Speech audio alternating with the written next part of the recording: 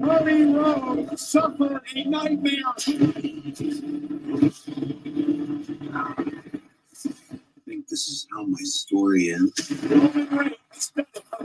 This is the story of this.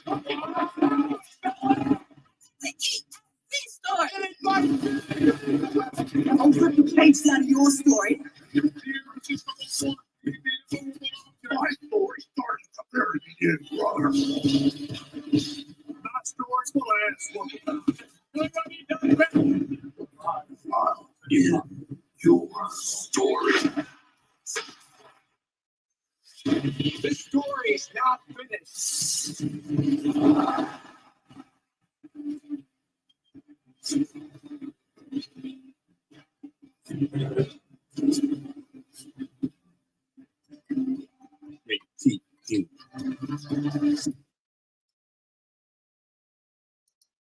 To the people who reach into a carton of warm, crispy, golden, perfectly salted McDonald's world-famous fries and return with just one. Who are you, and how do you do that? Ba-da-ba-ba-ba.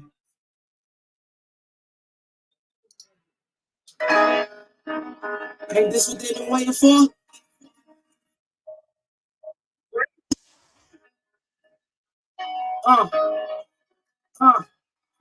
I used to pray for times like this, to rhyme like this, so I had to grind like that, to shine like this. In a matter of time I spent on some locked up shit in the back of the paddy wagon, cuffs locked on wrist. See my dreams unfold, nightmares come true. It was time to marry the game, and I said, yeah, I do. If you want it, you gotta see it with a clear eye view. And shorty, she try to bless me like I said I do, like a nigga sneeze. Nigga, please, for them tricks squeeze, I'm getting cream. Never let them hoes get in between of what we started. Little nigga, but I'm lying hearted. They love me when I was stuck and they hated when at the party. I go and get it regardless. Draw like I'm an artist. I'm trying straight to walk with the foreigns in my garage. So foreign bitches menage. Fucking sucking and swallowing. They don't think for $1. They tell me get him, my God. I did it without an hour. This you was right. Love nigga, I'm a fighter. Fancy as a hockey ring, Philly nigga, I'm flying. Then I put the Rolls Royce, they thought it was lease. Then I put that new Ferrari, hey, the rest in peace. Hey, the rest in peace. Rest in peace to the parking lot. Phantom so big, can't even fit in the parking spot. You ain't talking about my niggas, then what you talking about? Gangsta moving silent, nigga, and I don't talk a lot. I don't say a word. I don't say a word. What's on my grind, and then I got what I deserve. Fuck, nigga. Hold on, wait a minute. Y'all got a bitch. When I was waiting, flexing on these niggas, I'm like, pop out on this bitch, double M, that's my team, I'll take the captain, I'm lieutenant, I'm the top cat, the main cat, they grind like I'm broke. That limbo, my new bitch, she ride like my ghost. I'm hurting, I'm sitting with my hands on my toe, cause these niggas want me dead, and I gotta make it back up, cause my mama need that real money, my son needs some help. These niggas try to take my life, they fuck around and get killed. You fuck around, you fuck around, you fuck around, get killed. These Philly niggas, I'm all women, don't fuck around, don't joke. No, all I know is murder. When they come to me, niggas gon' bees. I didn't get the deal. I didn't get the KOD. Every time I'm in that bitch, I get the door and 30 G's. Now I'm hanging out like drop head, I'm riding down no cloud.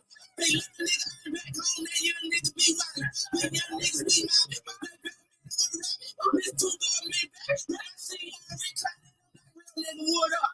Real nigga, what up? If you ain't about that murder game, then pussy nigga, shut up. If you bitch, get your pussy ass stuck up. When you touch down in my hood, know that tour life ain't good. Kept me down in MIA. And then he came on wood. Put that pretty life in my feet. Like that little nigga that could. Boy, slide down in your block.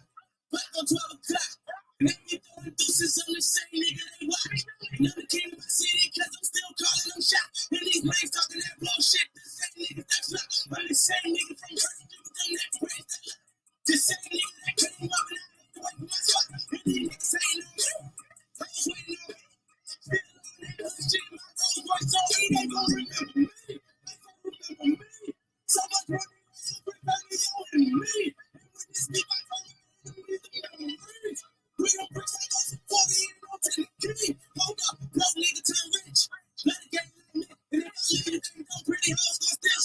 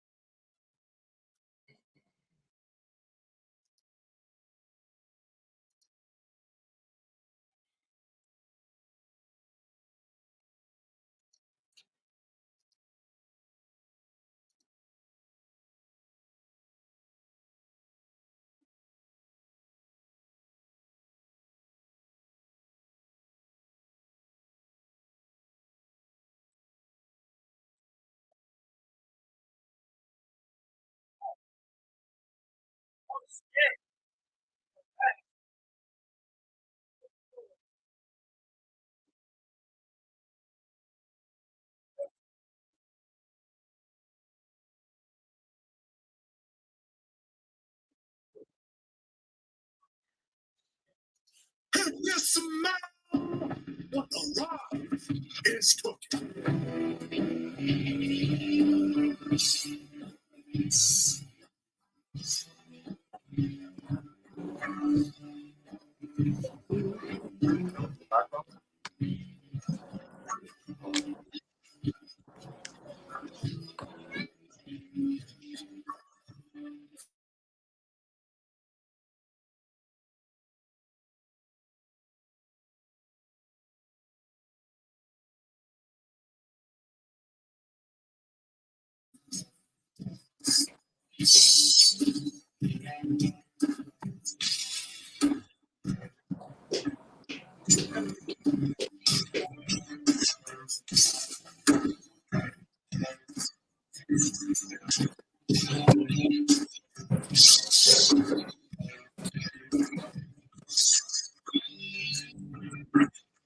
Finally!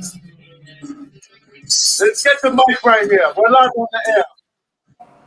We got feedback here. Hold on. Finally! DJ Loudmouth has returned to the tri-state airways, AM, FM, everywhere. The tri-state takeover. Who's Next NYC FM radio. TuneIn radio. Go to TuneIn radio right now. The TuneIn app. WhosNextNYC.com. WhosNextNYCRadio.com. Roku, Fire TV, Apple TV, iHeartRadio.com. All platforms. WPAT 930. We are worldwide. And we bring it every Sunday night, just like The Rock, People's Champion.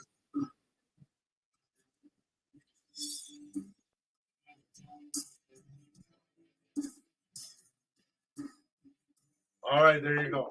We're about to knock stuff off the walls. I'm excited. We got everyone's excited. Let's get Charla here on the check-in. There we go.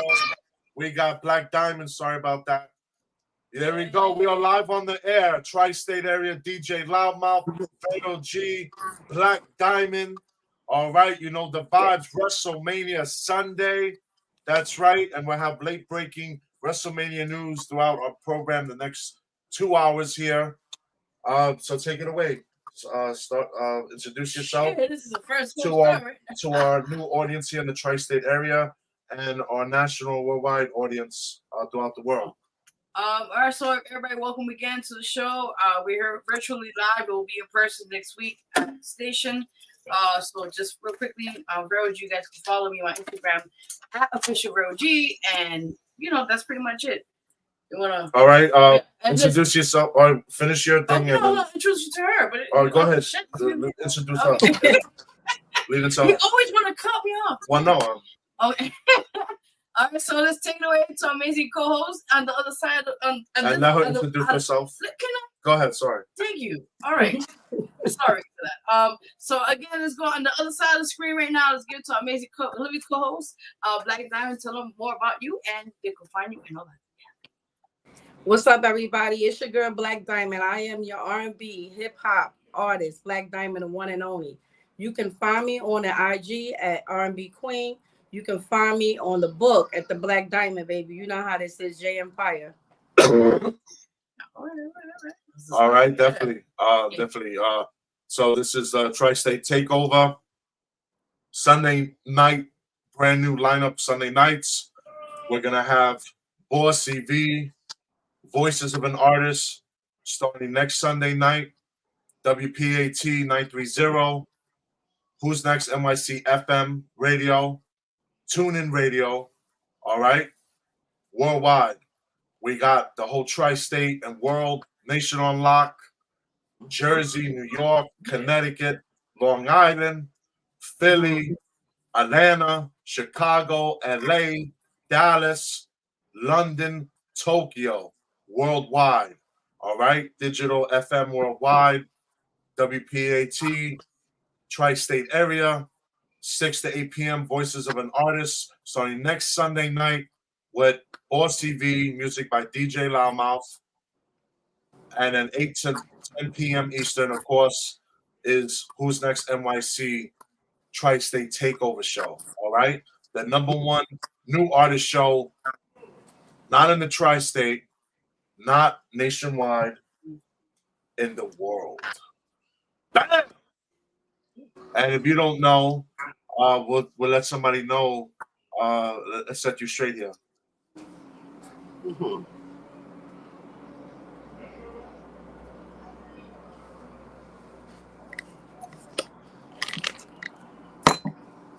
There you go. Original.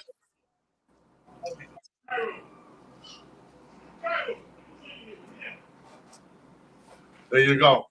The People's Champ. There you go. Which is all your listeners are out there around the world. We are live.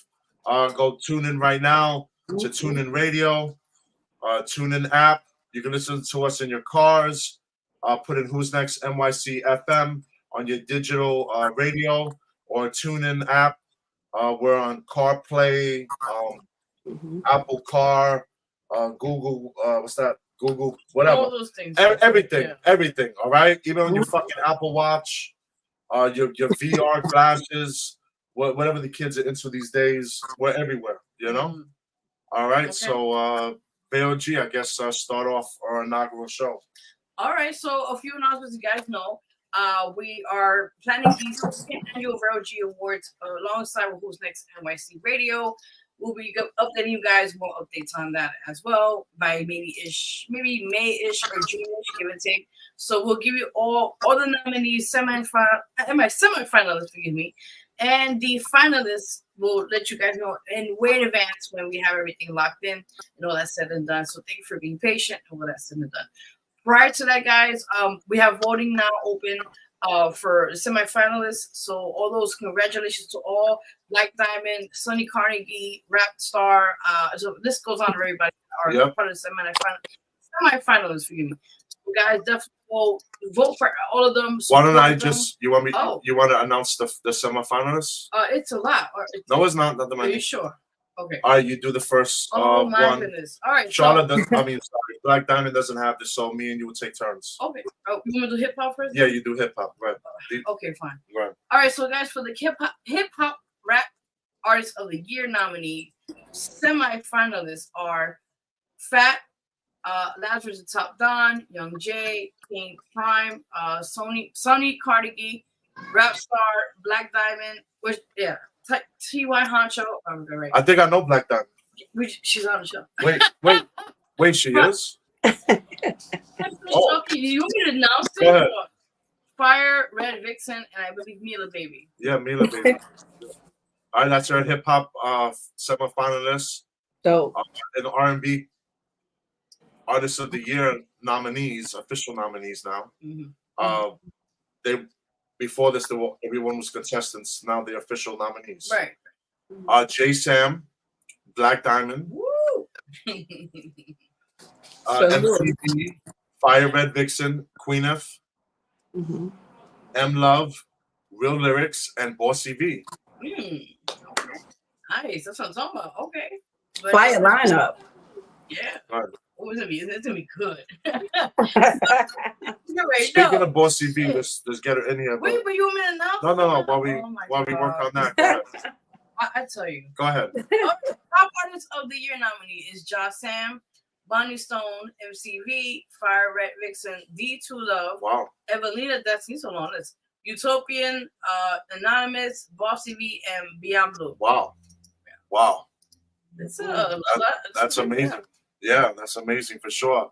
You want to jump to the next category? Well, I'm trying to get Bossie V here. She was supposed to, I don't know. Well, you need to first one thing at a time. We are live, ladies and gentlemen. Oh. We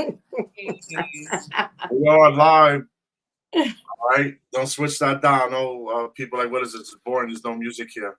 There's no girls twerking like they saw. No. They saw on DTF radio. Whoa. Anyway, can we get back to the show? all right. So late breaking WrestleMania news. Oh my God, he chose everything up.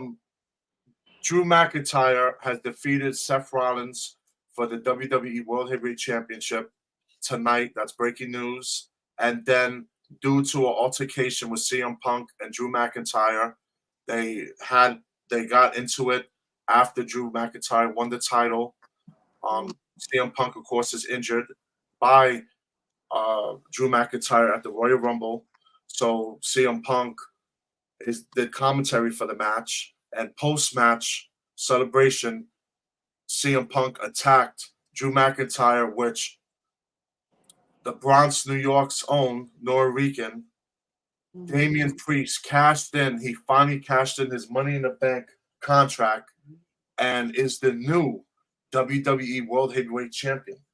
So shout out to my brother Damian Priest, New York City native, BX native, Norican.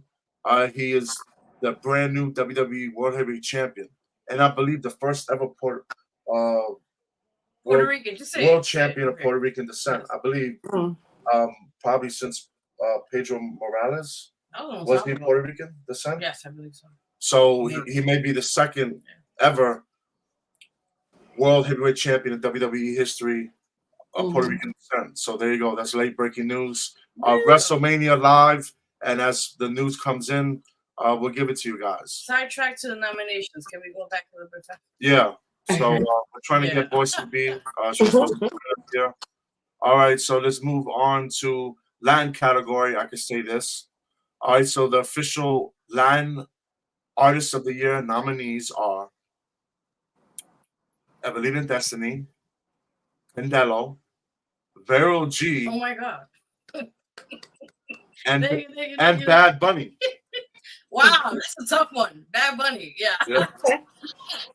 I gotta step my game with this shit. You already there, girl.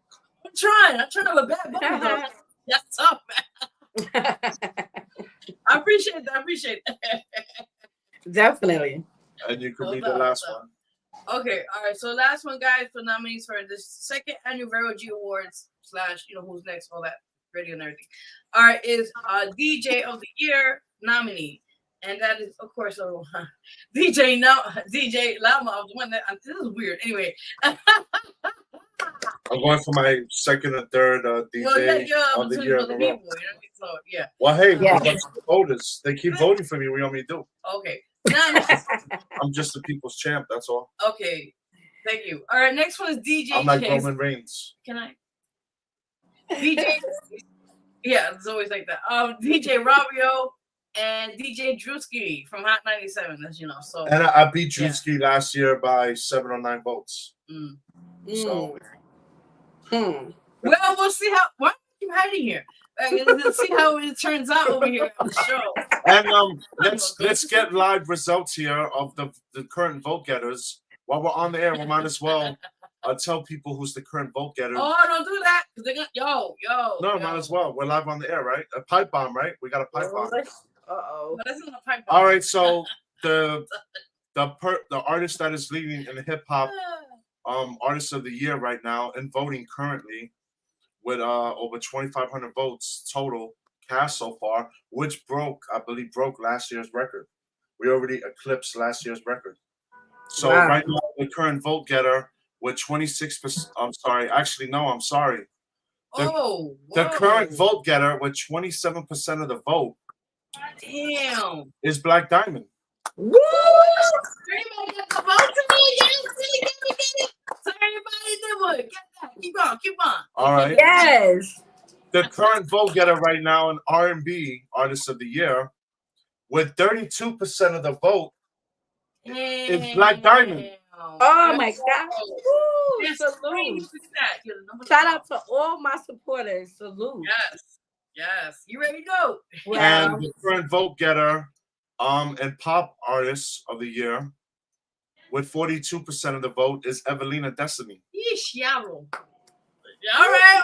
I ain't not The current vote getter with 49% of the vote no and way. Latin Oh, damn. is Evelina Destiny again. Damn. right. I had to do Bad Bunny. Now with this.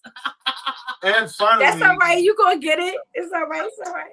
Leave it in God's hands, but I appreciate it. you got enough awards. You got like dozens of awards. Listen. Exactly. I'm being greedy. Like, But you can use more. Yeah, listen, to knock him over the head with it. Yeah. and the individual leading in vote Oh, shoot. in the DJ of the Year category with 51% of the vote, DJ Loudmouth. And I have not voted a single time. Wow. Yeah. Salute, man. And Drewski only has 17%. Hmm. And you know, I don't know.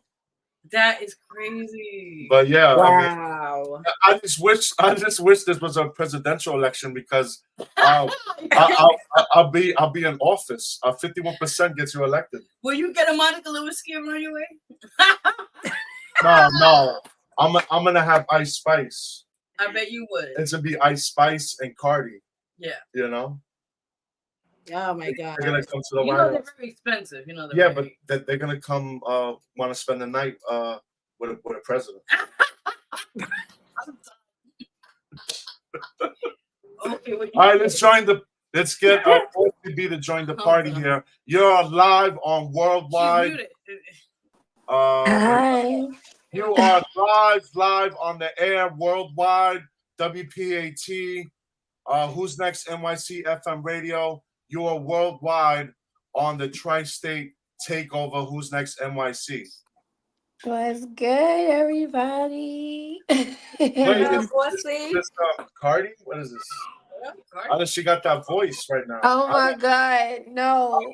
I know she had, laryngitis and stuff like that. You didn't I tell got me. yelling and screaming. I sound you like Rick were Ross performing last and Cardi B. I got Cardi here. Like, all we had to do was change your photo to Yo. Cardi, and we could have said we had Cardi, and we would have had the social media go up. I'm done. Oh my God, I can't with him. I'm done. I introduce yourself, Bossie, to everybody out there. And, go ahead. What's good? Bossie B in the building. I am an artist, hip hop and R&B singer, and I'm a podcaster, and I'm a management of 2 companies. One that I own and co-founder with Anonymous, shout out to Anonymous, and also Jag Life. I'm CEO of management. I'm a woman with many hats. But I do what I do, and I'm here. Shout out to Vero and DJ Loudmouth, and my favorite Black Diamond. That's my homie. Hi, sister. I love her. And it's a pleasure to be here and actually get opportunities from you guys as well, because we're about to be popping off next Sunday. Definitely. Yes, I'm gonna bring some drinks. So shout out to that. Yes, shout out. Yeah. I already started the party. Oh my God, you did. Yeah, DJ Loudmouth a little ahead of us right now. Just use the bottle on my face. How What the about fuck? that? There we go. It's a gallon of peach margarita. I don't know. There you go. You got the margarita. There you go. Let's go. Drinks are on me. What's up? Let's go. What happens in Vegas stays in Vegas. Period. Wait, what you said? What's inside that drink? Who? What's inside that drink? It's Is alcohol. it cocaine? Whoa. No pun intended. No pity. No pity. No I money. hope it's not. No pun daddy. I hope it's not Bill Cosby. Rookie. Oh God. Ooh. How about that? That part.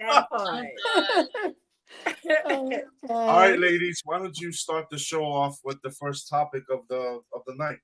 Somebody, go ahead. Oh, I could go right in. We just talking about right now. All right, so ladies. Surviving Diddy. Yes, listen, shush. All right, so ladies, I want your input on this. Surviving DJ Can you Lama. shut it? So, Yeah, there'll be a whole documentary, like 3 parts of it. So, real quickly, on this, ladies. I want y'all, also those who are watching us live on, Facebook, whatever. We want your feedback on this too. Okay. You fucking what's going on here? We know Puff Daddy likes it. I mean, come on. Can you listen to it? You finished? Can I talk now? So, anyway, ladies. All right. So, question to you. So you said everyone Diddy, out right? there. Go ahead. Thank you. Look, it's right here on the You're screen. blocking our face. Thank you. All right. Did Diddy do it? Oh my God. That's crazy. And this portion of the show is brought to you by Boss Cloth, one of our official sponsors, our new sponsors. So shout out to him, Boss Cloth LLC. He does it all, from cleaning your toilets, from baking you a cake. So yeah, there's no Ferrell. You should not put that first part. I know. Yeah, but he Cleaning said your that. toilets? Hold up. I didn't He have said that. I'm done. He's actually. Don't do his commercials. Please do No, not. we did his I'm commercial. done. We did his commercial yesterday, and he said that.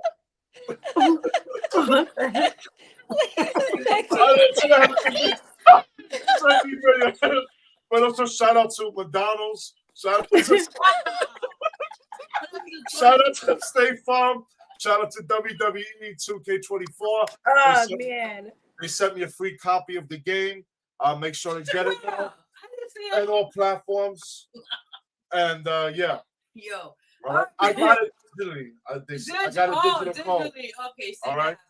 Our sponsors on the bottom: Boss Cloth, Very good. McDonald's, State Farm, Unique Touch. Hit them up in Central Virginia for your car detailing, house services. Devil Dog USA, Jampire Media, and yeah, blah blah blah. Go on. Can I talk? All right. This,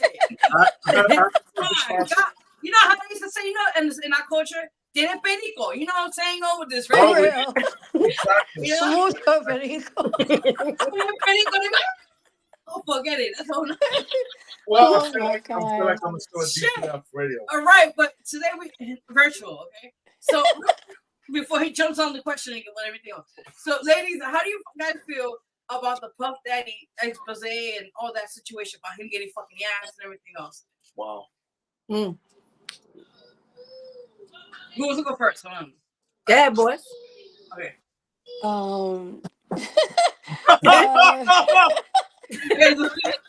This is pretty happening. Is we really live, or this is like? This is live. I don't even know where to start. It's just I think it's I'm just like I'm over it. Yeah. Basically. I'm fucking over it. I'm over the situation. I'm over who started the situation. I'm just over it. It sounds like the feud between you and Champagne.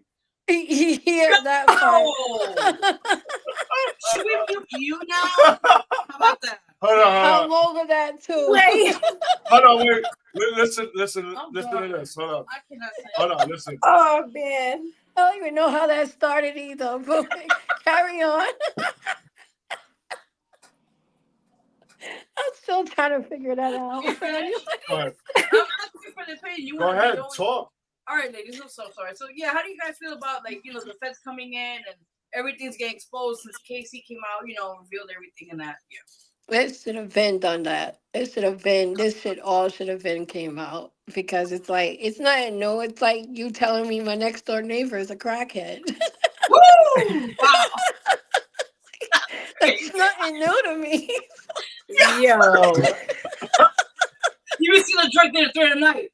Yo, Bobby, man, come over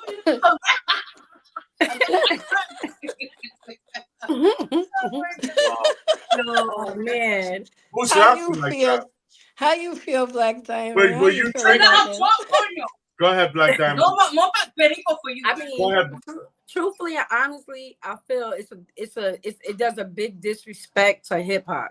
I feel that it's crazy because people look up and idolize these artists and stuff like that, and for you to know that people are really idolizing you, and you take that initiative to use it to your advantage, to belittle people, to disgrace people, You understand? Like all the charges, everything against him, to do all of that, I think it's just a disgrace and does a disservice to hip hop.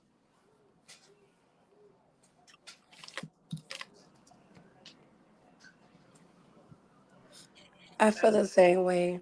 And I feel like, listen, if he's guilty, I don't care who you is, whether you was an artist, whether you was famous, whether you was just you understand, just a regular person on a regular average basis. I feel if you did it, you do the time. Doesn't matter. Nobody is bigger than the law. Period. Yeah. Preach, man. That's enough said. Yeah. I mean, let's be real. We teach our kids accountability. No adults is exempt from it. Very true. He's into that. That's my take on that. And her other take is she's over it too. I could tell in her face. Yeah, I'm over it. Because you can tell when you over something, when you just look for words after you say what you say. Like, that's just it. Like, you done. If anybody's watching this live, it was long in the making. Like, I'm over it. Like Bossie said, it's over. Yeah, like it's like. If anybody is watching this live, we're live on Twitter, X. I have to check those platforms. We're live on YouTube. We're live on Facebook, of course. We're live on TuneIn Radio, Who's Next NYC FM, everywhere. So anybody that's watching us, we're even live streaming on our app, WhosNextNYCRadio.com. You could comment, join the discussion, and we'll put it on the air. Shout out to Will, not Gemini. My boy Will from the LES, Alphabet City. Oh, nice. Shout out to him. Shout out to Ak. My boy Muhammad, everybody at my bodega over here across the street. Shout out to them.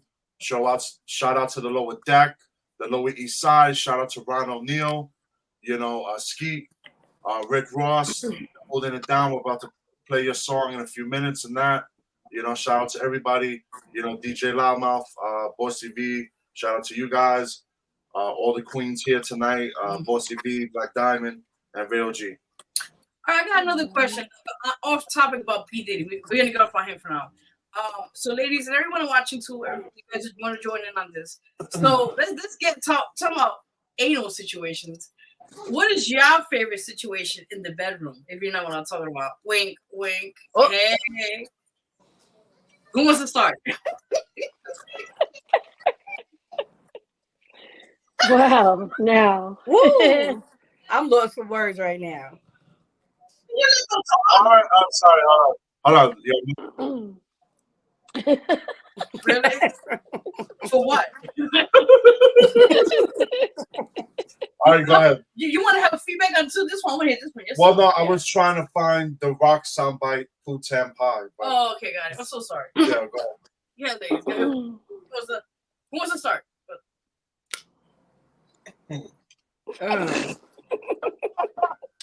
Where's the cricket sound? Where's the crickets? Do I have crickets here? Hold on. Wait. What was the question again? Because I got lost. Hold on. Well, after he finished with it, are you finished? Do you guys want? Are you finished, Jason? Are you finished? Can I come up? All right, very good. All right. I'm so sorry. Max, let me rephrase that. Yeah, question. go ahead. So, pretty much my question to you, ladies, and everyone out there watching, what is your ideal version of a romantic night in the bedroom? If I could say it the nicest way. And what's your favorite position? There you go. Whoa! See, he said it. Ooh. He said it. Mine is 69 and doggy. There you go. All right, boy. I'm gonna let you lead this one off. I'm just gonna follow her. I'm done. Wait till next week. We got one. All right, let's do it. Come on, let's get it. Let's answer these questions. Let's go.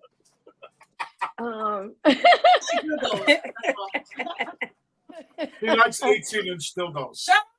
I'm fucking weak. I don't think we can say this. I'll lead it off. No. Yeah, you lead it off. All right, I'm gonna lead it off. Let's do it. All right. So the favorite position. Let's keep it real. We all grown here. All right. I like back shots. Oh yeah. I like the back shots. I like laying on the back on top. Like, let's just keep it real. And my idea of a romantic night is just nice mellow music. Give me a nice bottle, nice drink. I smoke my blunts. We do what we do. Mellow night. Give me my strawberries. Give me my fruits. Give me my whipped cream. The whole nine. Damn. And I'm good. I'm simple. I like that. Oh, yeah. I'm simple, straight to the point. Okay. Amen to that. Let's go. Damn.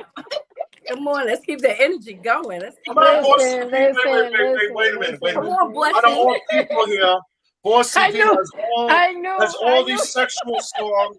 I was about to say that. I knew And it. all I her knew you were songs. gonna say that. And she's the most quietest one, like a mouse right now. Yeah. I'm gonna put her on the fucking spot. I was going to say that. I was trying not to throw no shots at you, Bossie, but I was going to say that. I knew it. I knew That part. it.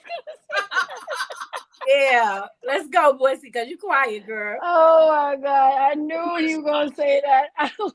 And you're live on the radio worldwide.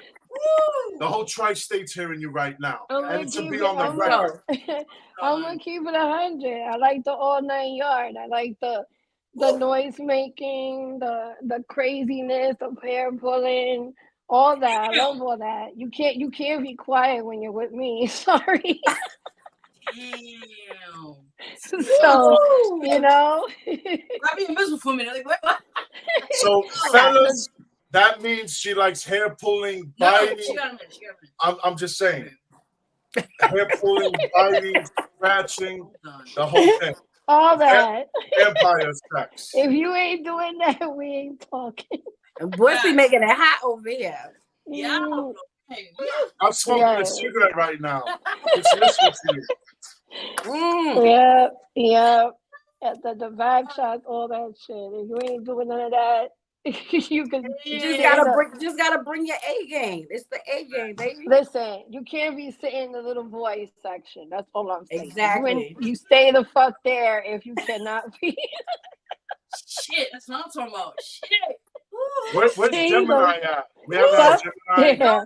No, because if he was here, no, because he's always talking about his big dick and he has the measure tape out. We don't need He used to bring his measure tape to my the radio God. station. I don't know for what, but I'm trying to figure that one out. Well, he's proud of it. I mean, he should be, you know. But He should put a trophy on. we don't want to. We don't want to personally.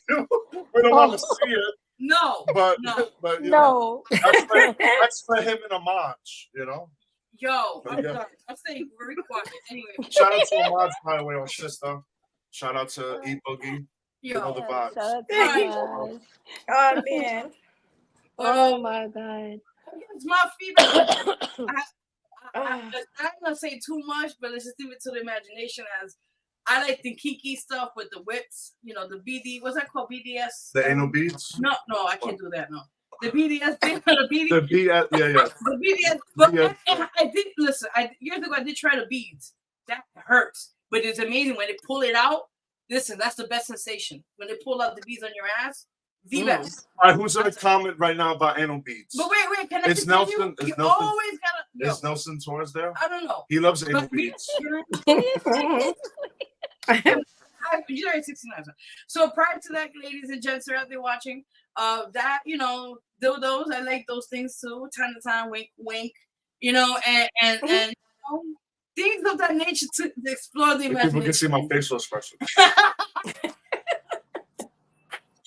Things that that's what I'm gonna say. I think we broke a few of the FCC walls tonight. I believe we did. I want to find him. The guy at the station, the control room right now, is like, he probably is going out for a cigarette. And he hasn't smoked a cigarette in decades. Oh wow. Shout out to Daru. Daru, I believe his name is. I don't even know. At WPAT. Shout out to you, my brother. You're a real trooper right now. He's like, yo, man, I can talk shit. Yo. Yeah. All right, this is another question on safe subject and sexual preferences. Oh my God. This is for the men too also. I'm not gonna take them out of that. So, do you guys like them groomed or not groomed? groomed. I'm Of sorry. course, yes. What the fuck? What? How the fuck that look like? What? Groomed. So Oh, you no. don't want African jungle. Yeah. That part. No. I'm dead. So you know what I be like, no. yo, man, I can't deal with this stuff in the bushel down there. You gotta Fucking mold that. You better mold that shit. You understand that part? What? So, Get that shit out of here. okay. Hell no. Oh, fucking no. If you're not listening to this show, Yo, you guys are crazy. missing out. And I give you a pass if you're watching WrestleMania, but if you're not watching WrestleMania, you should be tuned into this show because, yeah. This gets us spiced in the moment. Oh, Jesus. Do they talk about stuff like this on the Breakfast Club? No, they're very clean cut, which is Oh. weird, right? I don't think that's radio yet, you know. Oh, well. Not really. Ladies, You'd be surprised. You'd be surprised. That's true. That is true. Do you ladies have anything you want to like talk about, like topics or anything? Let's talk about that track we're about to produce. We're gonna lit that shit. Yes. So let's talk about it. So Okay. we're gonna talk about. Well, first of all, I'm very humble. That Bossie V that asked me to collab with her. So as a few other artists that I'm in the works of talking about collabing with. Utopian being one. Awesome. Esko Bano, let's being the other one. Nice. More to come. But yeah, the track with Bossie V, she sent me it. I was already hyped from the beat by itself. Forget about the reasons for it. I like the beat is hype. Let's go. So when I heard what she sent me, I fed off for that, and I just completed it today. So I am gonna record a snippet of it and send it to her. And when I say it's fire, I don't know. Tensions is gonna rise. I don't know. Because when I said I went in on it, I went in on it, and we did it. Yeah. So I'm ready. I can't wait. I'm excited. All right.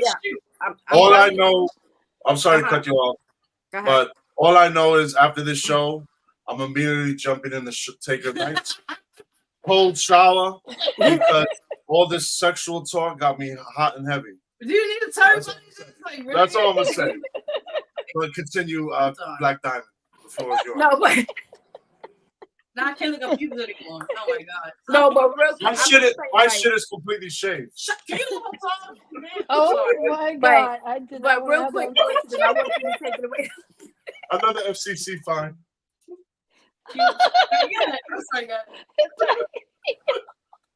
Wait. Wait a second.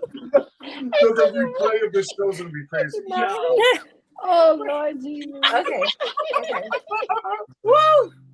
Okay. Time out. Okay. So real quick, right? Just to wrap it up, like, no, on a serious tip. Yes. I'm humble. I'm grateful for the powerhouse queen Vero blessing me on my song My Way. I'm super excited to team up with Bossie V on this track because this track is so dope. Also, I feel it's fire every time I collab with one of you artists because you guys just give me that energy and I feed off of it. So I'm super dope.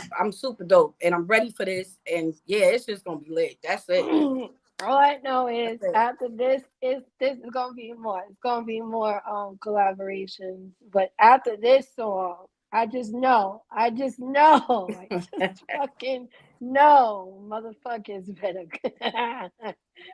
shut the fuck up. That's all I gotta say. Because I'm tired. And yeah, this is gonna relate a nice message, straightforward, yeah. Because let me tell you one thing about me, I'm very humble. Yes. I'm a very humble person. I'm not a shit starter. I don't breathe that. You understand what I'm saying? But being humble and walking and staying in your lane when negative crap come to me, and then it makes me get, you know what I'm saying? It makes me take it to the next level where I turn up and music wise and just kill you after that.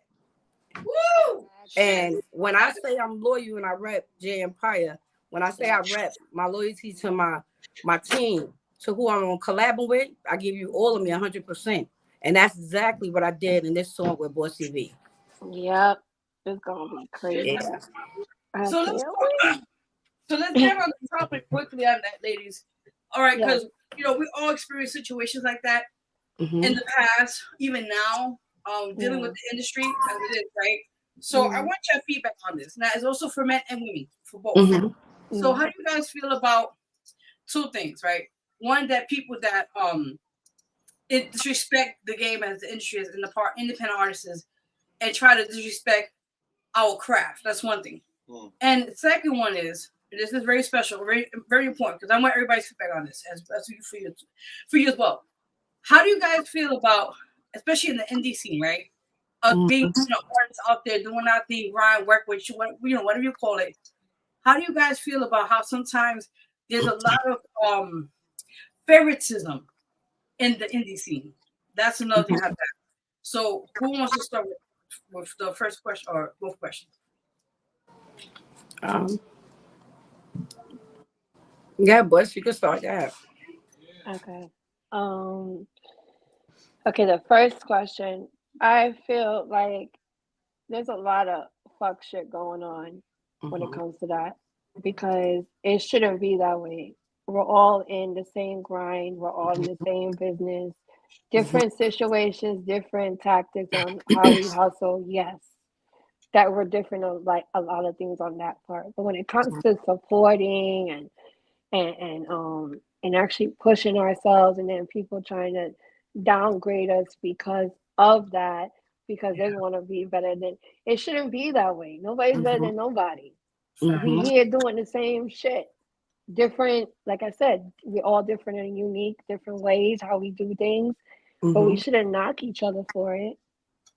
I don't like it. That shit bothers me to the T. And then the other question is, when it comes to that, I just, I try to be humble on a lot of things when it comes to that. And dealing with people in the business and dealing how they go around the business and treating us and stuff like that as artists as well. It's hard. It's hard because you want so much for yourself, and then you got people that you believe in, and then the people that you believe in turns out to be the people that you should not believe in. So it puts us in situations as those myself where it's like I gotta think of tactics on how to push myself without having to deal with the messiness that goes on with it.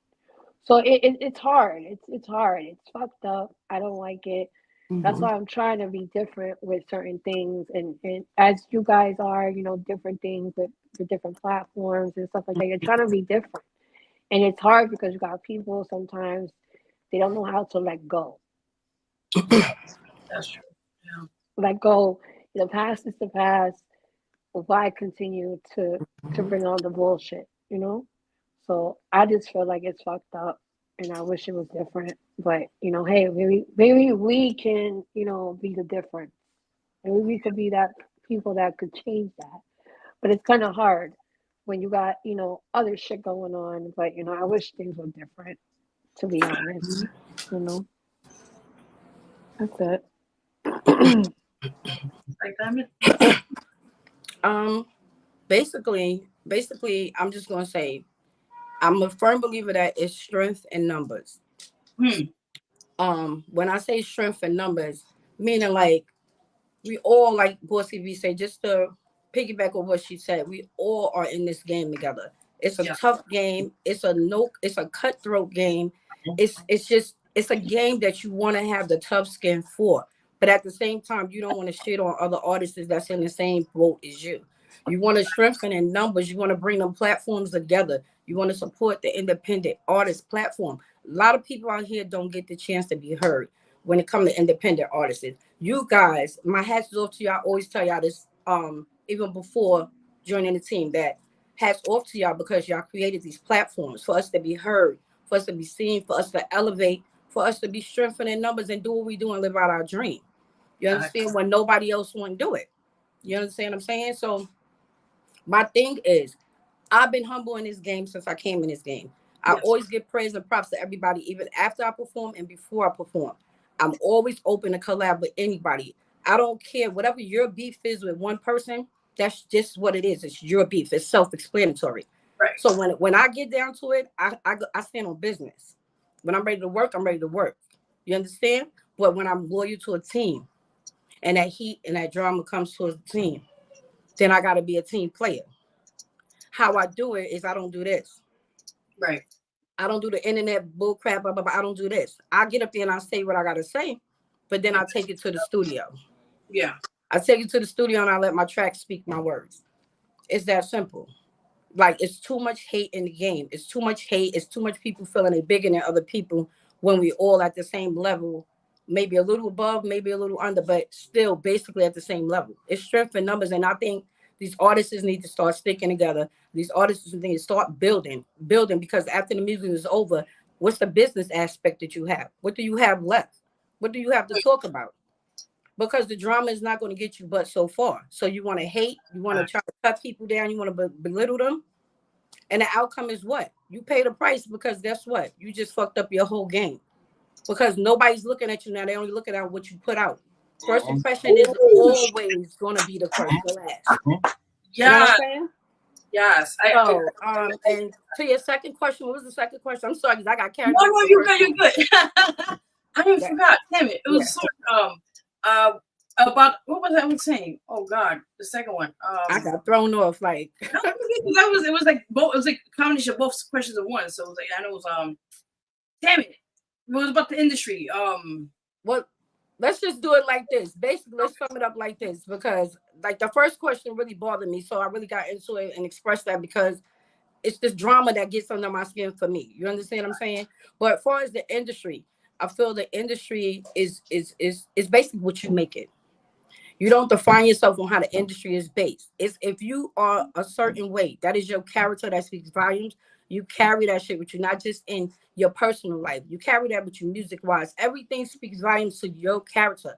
You are your own person at the end of the day. The industry, no artist, don't nobody define who you are. You define yourself. You create your character on how you want people to see you in life. Your legacy is created through you, not the industry. So if the industry is not accepting you for who you are and what you're about, if it's anything else, know your self-worth at the end of the day and keep moving. That's it. Ooh, preach right now. I'm in church right now. Amen to that. Yeah. You already know. And this is not part of the issue. 2 questions. It's just being, it's being real. No, you have to, because in the industry, it's already a lot of crazy stuff happening. But I do want to add another thing too on that. So for both of you ladies and everyone out there watching as well. Now, as us being women in the industry, I have a quick answer to that too. What you guys are mentioning, I feel like in general, to add to what you both guys mentioned, what you know how that saying goes, "What will kill you make you stronger," right? And I'm a and I'm a strong believer in that. And I feel like end of the day, things happen, but you got to keep pushing. And as long as you people that are supporting you and got your back, and people that love you and support you, no matter what, everything's gonna come out in due time. So that's why I always tell you guys, all the artists out there, just keep pushing. Don't let nothing stop you. This is gonna happen, but you just gotta keep like the stay focused in that. Exactly. No doubt. So next one to ladies as well is, now we are ladies in the industry. We know how the industry could be run, of course, in a male-dominated industry. How do you guys feel about in the indie scene, not the mainstream, but the indie scene itself?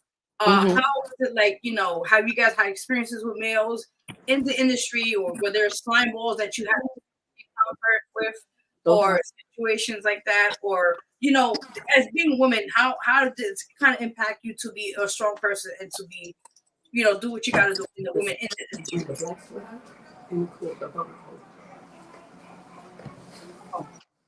No, it's okay. You good. All right, who wants to answer? Okay. Wait, how we do this? Say that again. No, okay. All right, so both of you ladies and everyone watching too. So the question is pretty much, as being us women in the indie scene, and being artists, how do you guys feel as being in the male dominated scene, I could call it, or industry?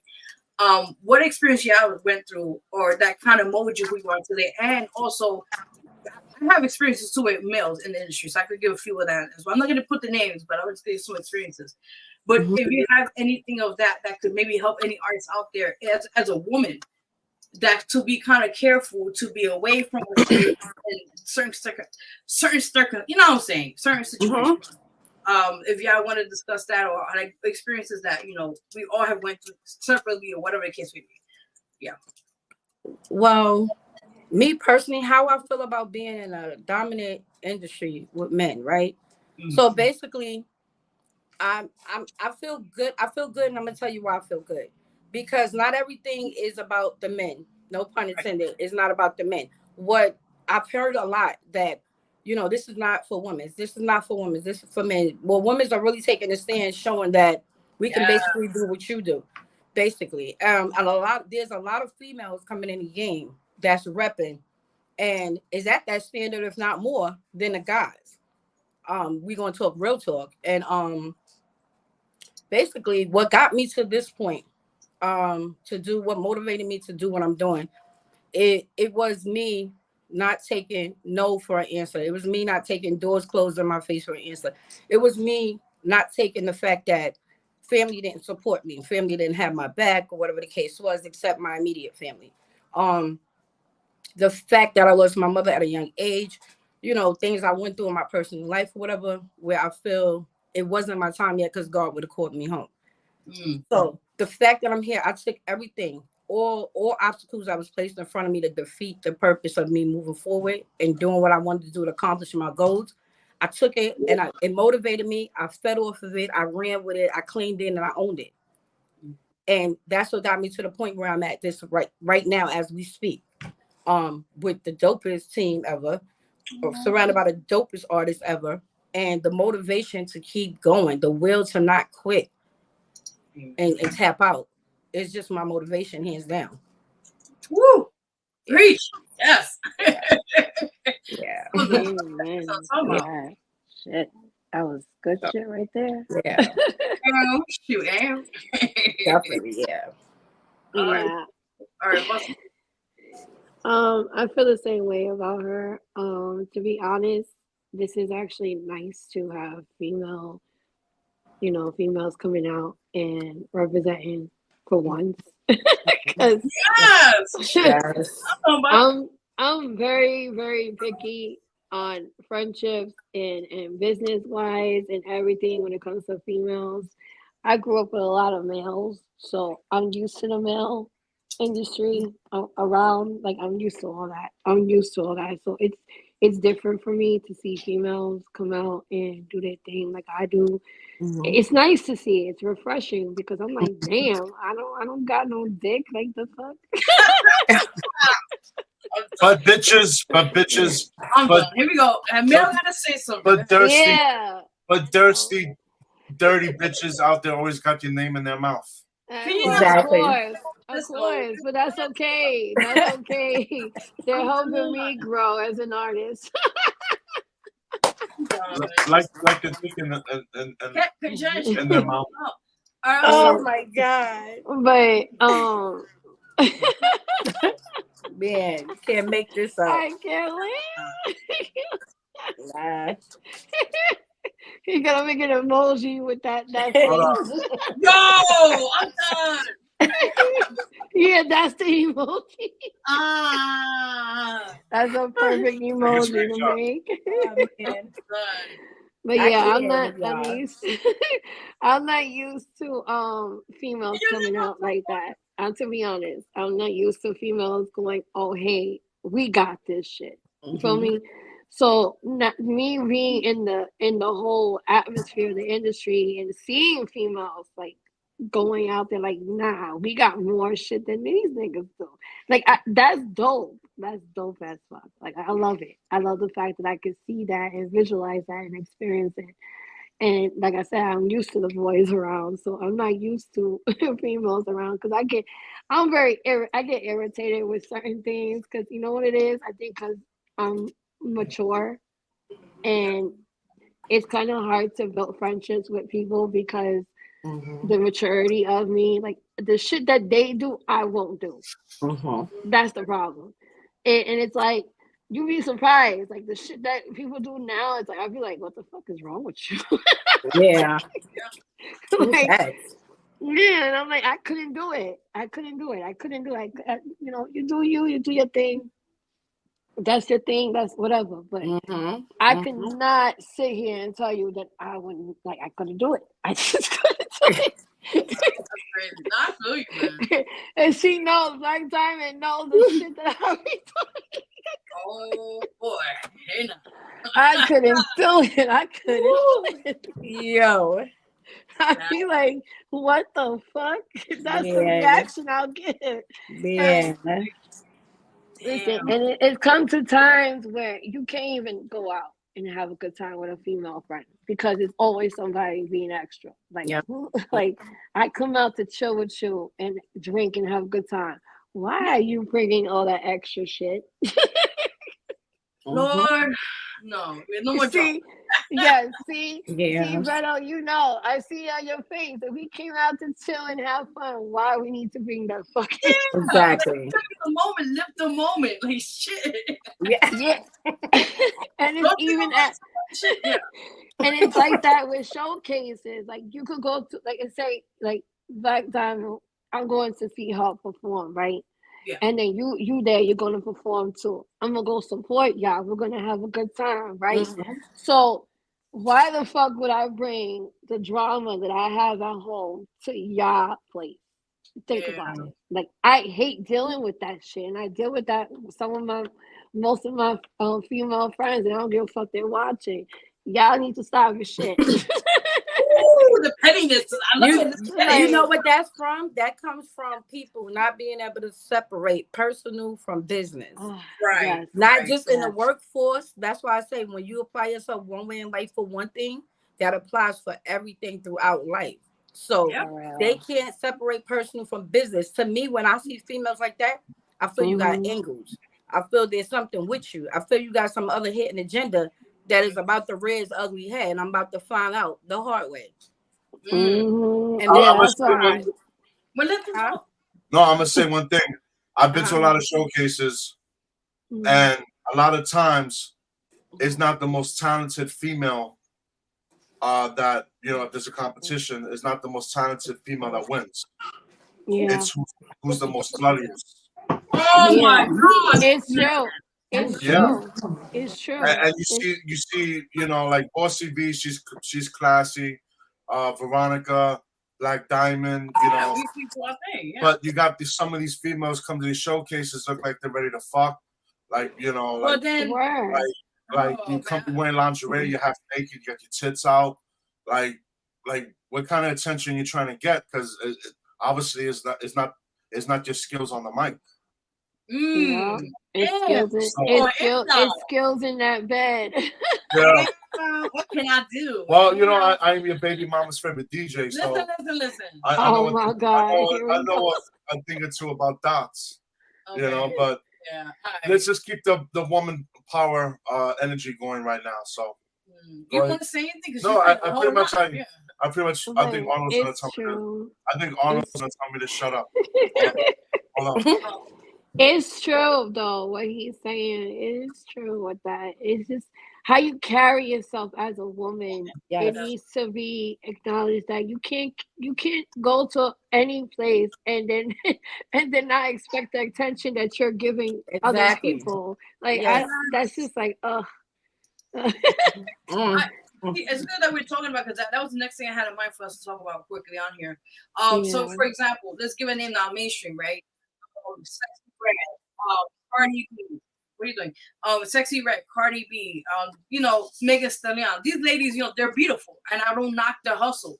But I think sometimes, I don't want your opinion. What about Ice Spice? Ice Spice does. Oh, that's another one. Oh, I'll definitely munch up. Okay, can I please? I'm trying to hear something. Always jump in the bandwagon. I'm sorry. So back to what I was asking you guys, right? All right. Can you stop, Jason? Sorry. All right, forgive me. So, quick question. That, you know, the things I mentioned right now. You know, I respect the house. I respect their way they're doing things. But you know, I think, and I want your opinions too. to them to the way of like sexualizing their bodies and their image to sell an album, to sell a unit of sales of their singles or whatever. It doesn't really, like, even Diana Ross mentioned years ago when Little Kim was on the stage, remember that? And she was like, oh, you know, ladies, they don't have to sell their body to make a few dollars, you know, or to make it big. What do you guys feel about that as well in the industry?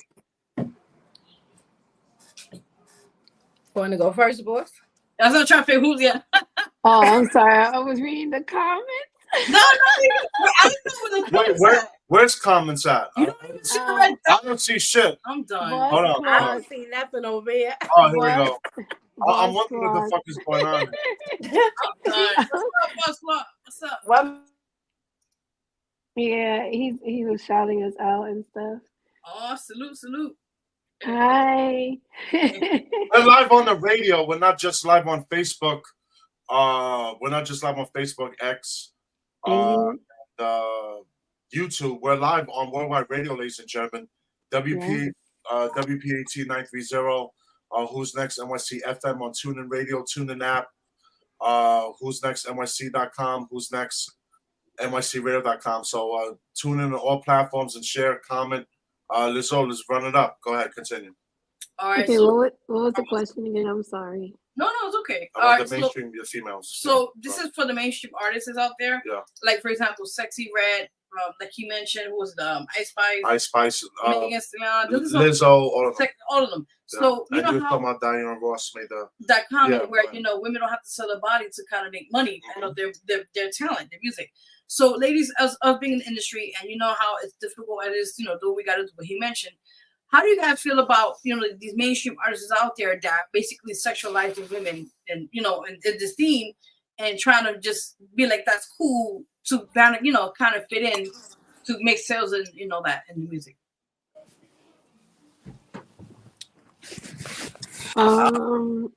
You want to go first? You could go first. So basically the question, because I'm sorry, but so the question was basically how do we feel about the females in the industry? Yeah, like how they like kind of sexualize the game, and even since Little Kim back in the days, and so now, yeah. Well, I definitely say one thing. I definitely see that belief that they say sex sells.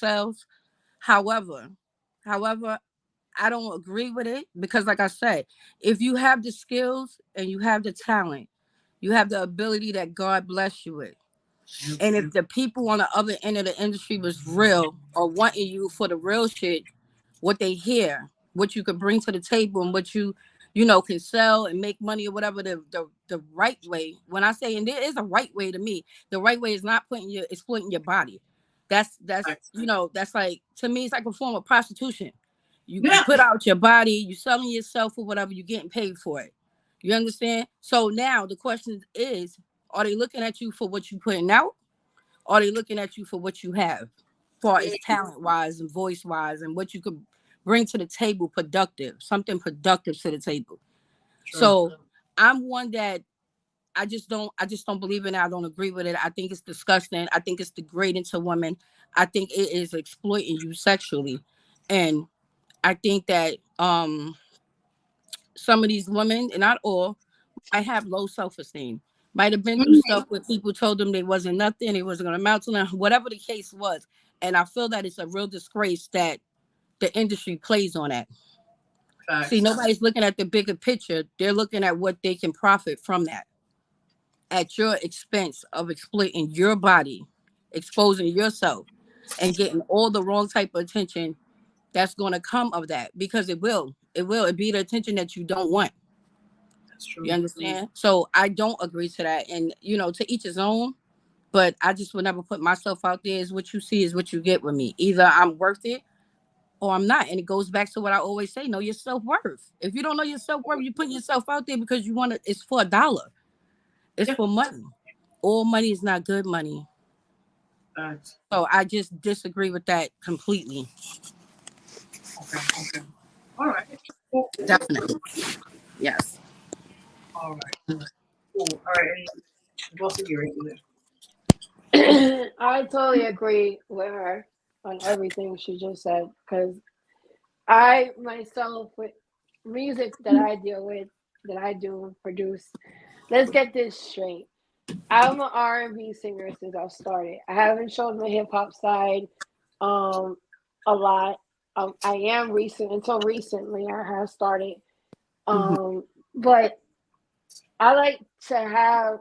I'm trying to bring the '90s back. You know how back in the day where it was like the girl next door type shit. Like you had people wonder. I want people to wonder. I don't need to be half naked to show a motherfucker that I could get down. That's right. Like, Absolutely. like I shouldn't have to be half naked. Like what you see is what you get. That's exactly it. what she fucking said. Exactly. And if you don't like it, that's you. You could go be boring. Mhm. I'm not boring. I'm gonna make it look good. You feel me? I'm gonna make it look good because that's the way I am. Right. I wanna. You're not gonna fuck me. I'm gonna mind fuck you. That's what I'm gonna do. That's what my music is. Ooh, shit. I don't need Those to. are some strong, powerful words. Yeah, Yes. I like that. Sounds Yeah. I don't need to fuck you with my clothes looking crazy and shit like that. I'm gonna mind fuck you with my music. That's how I do it. That's it. That's hot. And if you get ass from my music, congratulations. That's what I'm talking about. Ooh. You know, like as I was telling my baby and shit, I was like, yo, I'm gonna put a condom on my CDs. I'm gonna start selling CDs and my album, and it's gonna have a nice condom on it, and y'all can just go from there. That is tough. That's tough. Like and almost, and it's a grown folk shit. It's not some high school shit. You feel me? Like I'm not into that high school shit. I'm gonna give you a grown conversation, and that's what my music is about. Yes. It's not like these shits now where they show ass and titties and they talking about ass and titties. No, I'm gonna make you wonder. Yes. I'm gonna make you definitely wonder. That's right. And that's how it goes. I'm talking about. Yes. My quick 2 cents on that, ladies. I think it's a mix of both. Like it's to like kind of show a little something because you want people to be like enticed, but not too much because now like you're saying it's getting so like washed out now. Like women are like you see all these artists, new artists coming out, female artists, they're all looking the same. You notice that? Yeah.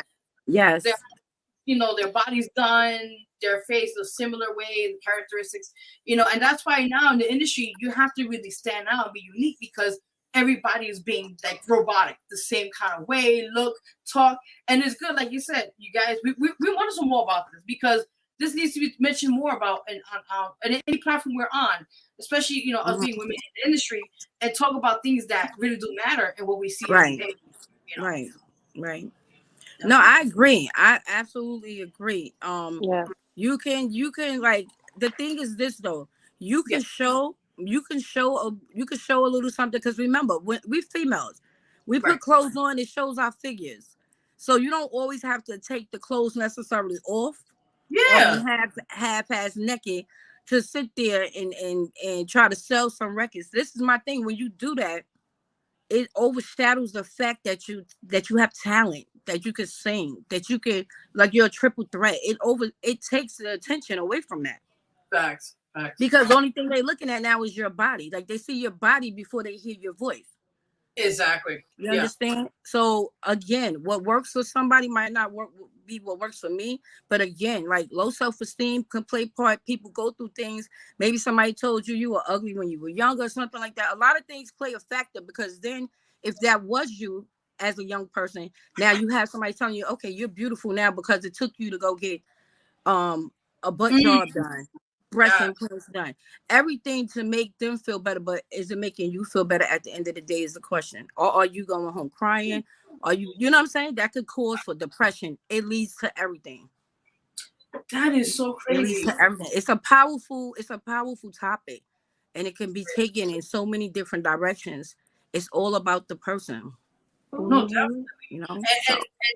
And I want to now we're gonna get to the mental health side because I know Bossie wants to talk more about that as well. Yes. And I want your input on that as well. Now, again, in the industry we tolerate a lot of nonsense. We've seen it all from stories here to there. Now, a lot of so-called DJs. Oh, here we go. No, get me started. All right, so come on. So we do. Some washed up Can grandpas, so-called gatekeepers. Can you shout out? So-called gatekeepers. This guy will put on. So back to more about, like you said, a lot of times it's the inside that really counts instead of the exterior part, right? Mm-hmm. So my question to you guys, ladies, and everyone watching as well, you guys could also comment on the comments there. We'll put the comments on there. So question to you guys is, in this scene, in the industry, so mainstream or indie, there's a lot of time, we see a lot of cases where a lot of times where females and males, they tend to hit the big stream number, they get to do all these things, and they end up being suicidal, depressed, and they end up killing themselves or for different situations. Now, how do you guys feel about, especially the mental health that itself is not really being taken care of or being considered a crisis, because a lot of times people overlook it or overshadow it. How do you guys feel about that? What should be done in the mental health field in the industry that should be more consideration for everyone else? Okay, boss, you can lead off. Okay. Everybody has to reevaluate. I feel like everybody needs an evaluation. I'm sorry. Like, it's just, you Yes. can't, no, it's no fucking way. Like, you can allow someone to come in here. No, it's not. We're talking. Because I can't. Like, everybody needs to get evaluated. I feel everybody in the industry needs to get evaluated in terms of their mental capacity, because there's no fucking way I'm gonna have somebody be on my platform and there's something wrong. I gotta make sure you're good, because I couldn't sleep at night if I feel like something wrong with you. Like, this is, the industry becomes so much, and you don't know what the fuck anybody's going through, and nobody talks about it. And I was just having this conversation with Esko. We was having this, right, Esko? Okay. Oh, it's sure. crazy. Because I told him I push a lot of mental health, and I always say utilize your voice. And when I say that is, you need to be heard. Stop shutting yourself out.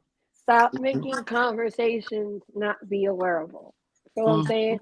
The person could say they're good, but their face expressions, you can tell they're not good. You can tell.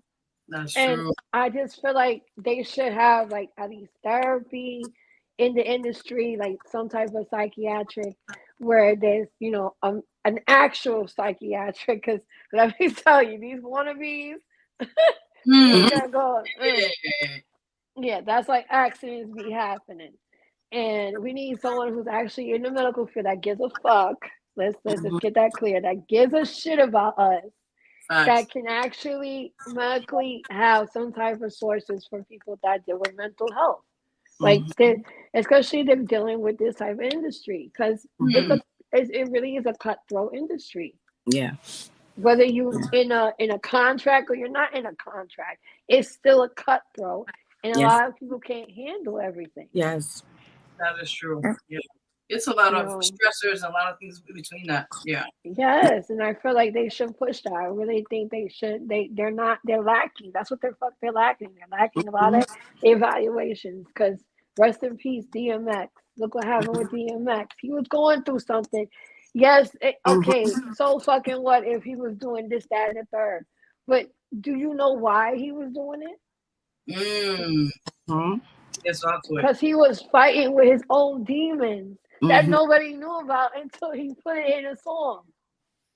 That's true. Until he put it in a song, and they still ignored it though, because let's talk about it. They still ignored the situation that he was dealing with. Mentally, he said he was going through some shit, and he said it in all his songs, and nobody still checked on him. They haven't checked on him until what? Until he got into a hospital? Come on, be for real. Yeah. And then a lot of times, before Black Diamond on real quickly on this, a lot of times you notice a lot of times they'll take substance abuse, like alcohol, to kind of escape from the reality thing, because they realize they have to numb their pain. Yes. And that's what happened with DMX. He was doing all that, and I still loved him regardless, because you don't know what they're fighting. So it's like, shout out to the survivors out there that that fucking took years to survive and an addiction and shit like that. Nobody talks about that. Mm-hmm. And they want to hush up and shit because of what? Because you're afraid of the truth. The truth is that get it together. You want people to survive, stop with the bullshit, and get everybody evaluated. The fuck? Really. Oof, reach out. All right, Black. What you got? So yeah, so I mean, I agree with everything Bossie said, that she has valuable points. In the industry, because listen, let's be real. Let's say what it is, because you can have all the money in the world. You could be at the top of your game in this business. You could be at the top where you feeling yourself and just think it's all about you, whatever. I got nice clothes, I got a car, I got money, I don't need nothing else. I will evaluate myself if you think like that and move like that, because at the end of the day, you can have all of that, but what do you have at the end of the day when you go home? You have nobody to talk to, you have nobody to vent to, you're sitting there bottled up. The only thing you do to pacify yourself is to go spend money and splurge. Okay, yeah, I'm this, I'm that, whatever, but you're still human at the end of the day. You're still human. And I speak on the depression because I suffered with that before. And the difference was this. I was 16 when I lost my mother. I didn't seek help to talk to anybody. I dealt with them. This is why I said I had a tough skin. Everything I went through made me have a tough skin.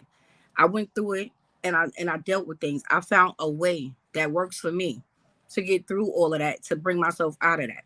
You understand?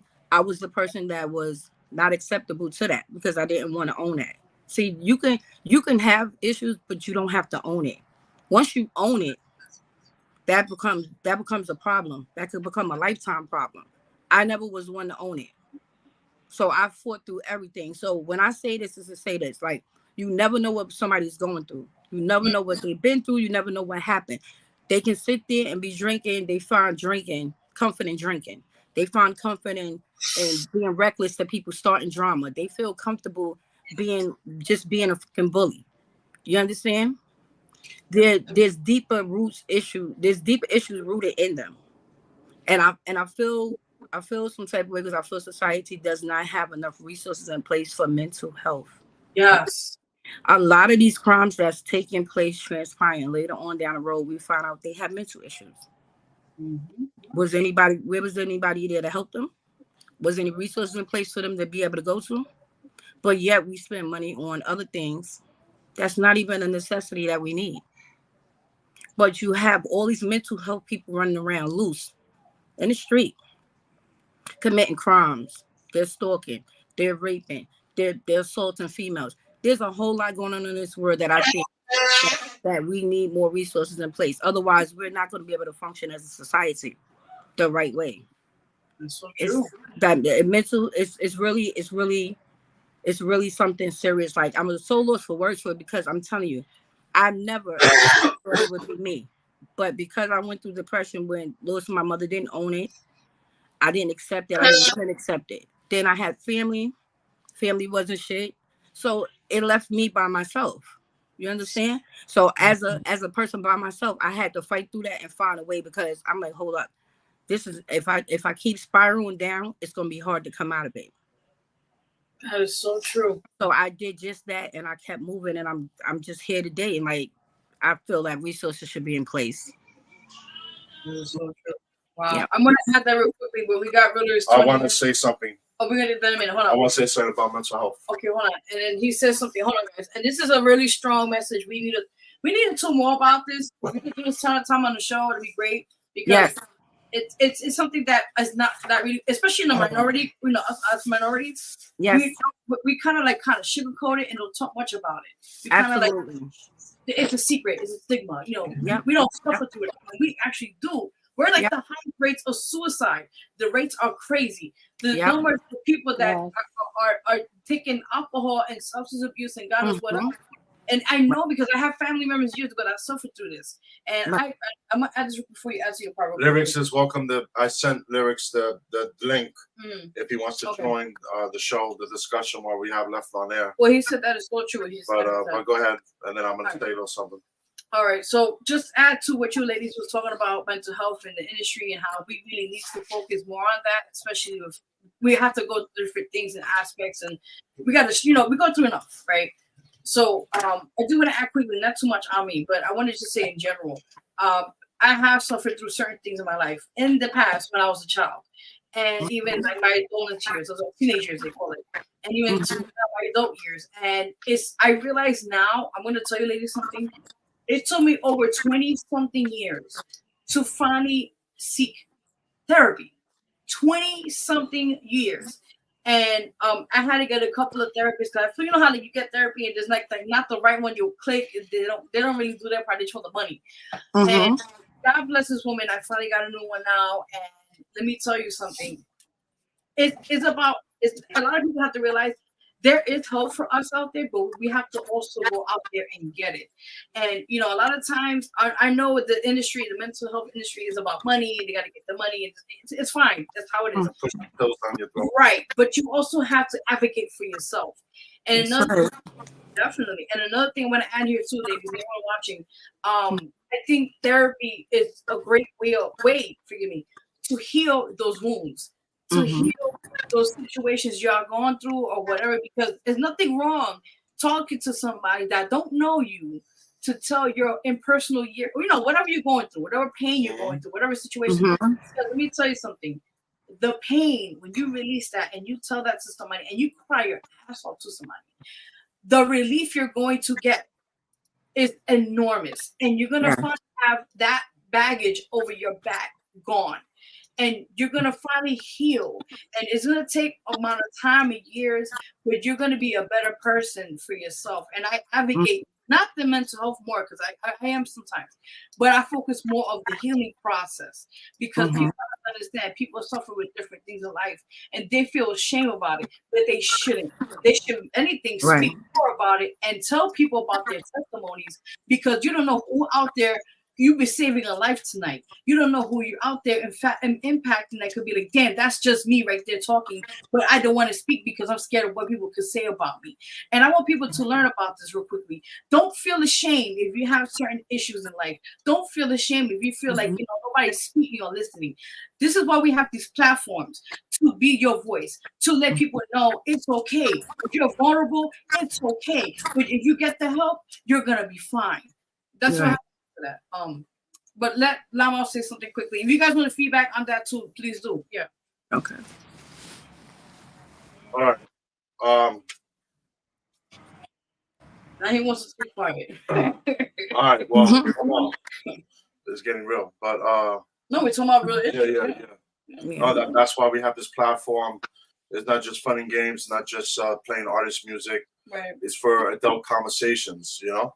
That's what we're here for. Who's Next NYC Radio, for these adult conversations, you know, because we're all adults here, you know. Just quickly, so when I was young, growing up, I was bullied, I was picked on, stuff like that, you know, being a half white kid, whatever, you know. Around black, Spanish kids, you know, in the inner city in New York City. Yeah, I mean, especially back in the 80s and 90s, it wasn't that fun, you know? You know, so it wasn't that fun for me. You know, so in my teens, you know, I took that out on people, things and stuff like that, got myself into trouble, started running around in the streets a little bit, and stuff like that. Then 17 years old, you know, right after Thanksgiving, around that time, you know, I almost killed somebody. And the cops came to the house, locked me up, arrest me, locked me up, the whole thing. And being 17 years old in Rikers Island, having to spend the holidays, Christmas, New Year's, you know, shit like that. And of course, I'm a big wrestling fan, so miss WCW, WWF, Starrcade, the whole thing. You're not watching none of that shit in jail. You know, so it's not like the movies where they have. I mean, it's not like the movies where they have TVs and video games. And there's real fucking jail in New York City, Rikers Island. You know, Mod 8, C-74, the same place that Biggie was when he was a juvenile. And yeah, so being a 17-year-old kid, 160 pounds, getting into fights, getting into fights with correction officers, almost being choked out to death by a correction officer, getting beat in the middle of the night, us and a other group in our unit by correction officers. They killed a kid next to me. They killed him. They put him in a coma with a beating that they gave him. They broke my ribs, the whole thing. And then as a result of that, the trauma of being locked up, definitely I deserved it because I could have killed somebody. Right. And if I did, I'll probably be in prison, rest of my life, But that's the results of my actions, don't do the crime if you're not willing to do the time. But I didn't realize that at 17 years old, being in gangs, being in the street life and all that stuff.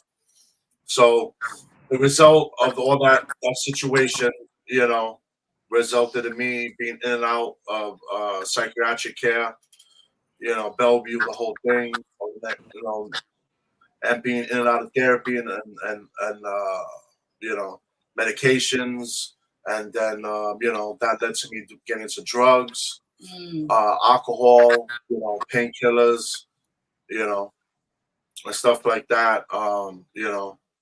Crack cocaine, angel dust, whatever, you know, um, you know, selling it and taking it as well,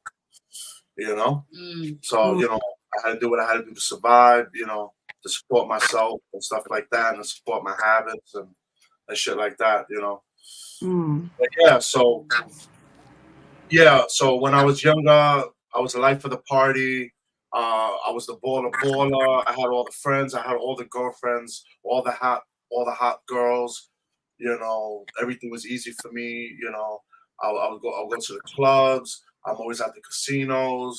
I'm going to Vegas. I'm going to Miami. The whole shit. When I was the man, so-called man. In my 20s and shit. But when I got locked up, when I had no money, a friend of mine, he got shot dead right in front of me, right next to me. His blood splattered on me. Oh my God. They had me and my boy, because they thought that we robbed them of money or whatever, So they had me and my boy. They grabbed both of us, threw us in a fucking van, fucking hoods over us like the movie shit. That's crazy. And I thought that was it for me. And they had us tied up in chairs and shit like that. And I saw my best friend I used to run shit, whatever, get shot dead, point blank range. Oh my God. And then they pointed the gun at they pointed the gun right at me, right after that. And you're next. You ready to die, pussy? You ready to die, motherfucker? You're a snitch too? Because one thing that people know about me, I ain't no fucking snitch. I never snitched on anybody. That's why I'm still breathing. The shit I keep to the grave. Because I'm OG like that. I'm not trying to act like a gangster and all that shit, but I keep shit to the grave. That's the only reason why I'm still living. Otherwise, I'll be dead. Unfortunately, like my best friend, because he turned out to be the snitch, and we didn't know. Wow, that's crazy. But moving forward, I left all that behind me. I left on my own terms. I found God in a certain way, even though we're all sinners and that we're not perfect. And I didn't quit drugs, up until like 10 years ago, 10, it was a good 10, 11 years now. I'm clean from narcotics, painkillers. I don't even like taking, Tylenol PM, but I have a testimony to give, and I just gave it to everybody out there listening, watching, hear this later, that I'm here for a purpose. It's like all these beautiful queens here are here for a purpose, and that, fuck the fake friends, all the people that leech on you when you got money, when you got drugs, and all this, all that bullshit.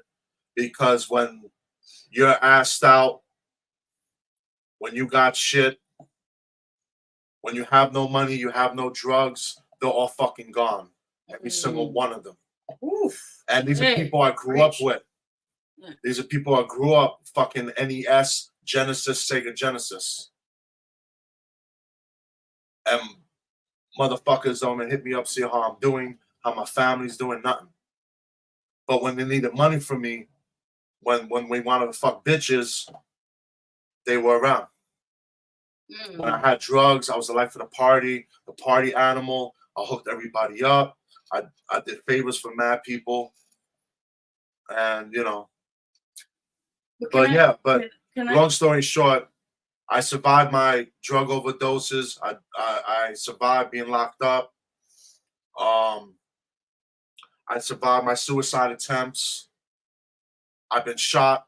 I've been shot at. I've been stabbed, you know, a few times. I've been out there, had a few close calls. But the reason why I'm still here and the reason why we have this platform for all of us to tell our stories is because God did. Whatever God you believe in, Jesus, Jehovah, Muhammad, you know, Allah, whatever, is because God did. And I'm just, you know, so a motherfucker like me wasn't supposed to make it. People like y'all right here, Vero G, Black Diamond, Bossie V, weren't supposed to make it. But we're all here. People like Lyrics, or whatever, you know. There's a lot of stories out there, Esko, Bano. Yeah. But we're all a living testament of God. That's right. And that's the one thing that people realize. Money comes and go. By the end of the day, you're going to see your Lord and Savior one day. You know? And I know I have to answer for a lot of shit when I see him one day. But in the meantime, we're here. And God shows his love to us because we're all here standing right now talking. That's all I got to say. Amen. Let me add real quick before anybody wants to talk about. And one day at a time, because being a recovering addict, being a recovering drug addict and everything, and being someone that used to live the life of crime, be out there, you know, came easy. Like, you know, like Esko could tell you himself, it came real easy making money. Like, I can make a phone call right now and get I can make 10, 50K like that. All right, but I just want to But the difference is, to wrap it up, if I do that, then I have to have a gun again. And then I have to look over my shoulder. And at least now I can walk the streets 4 in the morning and I don't have to worry about nobody because I'm not doing anything. And people know I'm not about that anymore. And so that's all I got to say. You know, the floor is yours. I just want to add to this before we And thank you for hearing my story. Well, I want to call for everyone right now because we have Esko Bano will be on a minute. Yeah. Before we get him on, I just want to say I think sometimes we all encounter certain situations in our lives to realize when the smoking mirrors are gone and you see who's really there for you through the good and the bad times. That's what really matters, and that's where you have to hold close to people like that want the best for you and want to help you get back onto what you have to do. I think that's what we learn from all our circumstances, whatever you want in life. And I realize that's why now you have to just appreciate life and have whoever's with you that was thick and thin with you, stay with them. They're loyal from that point and saw you at your worst part, and now you saw your best part. And then you realize those people that always want to be there for you. Absolutely. Yep. I commend you guys, and let's go pause for everybody, okay? Everybody, you know, we here, we talk about different things. It was crazy tonight, but I think that really needed to be talked about. Yeah. I think we got Esko Bano, right? Yeah, he's there, but I don't know. Oh, we have a quick thing. Oh, Esko, hey, Esko. Yo, what's going on? What's going on? Good, man. How you doing? I can't complain, man. Today is a good day. Yeah, Today is a good day. A lot of good subjects being brought up and put into the light. And that's what me and Bossie was talking about earlier. That's crazy. Wow. Whoa. On the interview I did with her and all that. And you know, it's like, the way I look at it, it's like your due diligence. You know what I mean? When to whom much is given, much is required. And I like to tell my kids, like, listen, you know you're different, right? I mean, you different, so and being different, you got a responsibility. Because we not followers in this family, we leaders. God made us to be superheroes, so we'll do superheroes do. You know what I'm saying? And that's why I teach my son and shit, because he like the Marvel, the comic books and all that. And I try to give him those principles. That's where the boss cloth shit come in. I mean, we all been there. I mean, we not doing this shit off no textbook. We all done grabbed this shit. Where we lived it. Motherfuckers fake it on the fucking in their songs and in movies. We live this shit in real life. We are the real life movie. Thanks. All that shit go. Definitely. But do you have anything you want to add to that as well, Esko, Bano? I know we talked about it too, but a little bit about your testimony and how what things you went through and how you survived it and now you're here today. Right.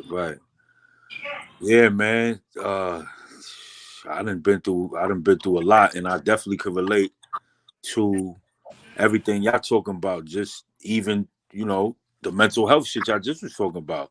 Ain't no way you come up the way, we coming from where we come from, and you ain't wrestling with mental health. Like, the fuck is you talking about? You know what I mean? This is just what it is. But in our community and in our culture, that shit is like taboo, and it's looked at as a blemish. You know what I'm saying? But the reality is that for me at least, when I realized, keep it on the eye and all that, when I realized that everybody's blemished, then it became a little easier for me to deal with my blemishes first and foremost within myself before I even pop out to try to, talk to somebody else about their shit. You know what I'm saying? So, that's what helps me, just doing the inventory and the examination.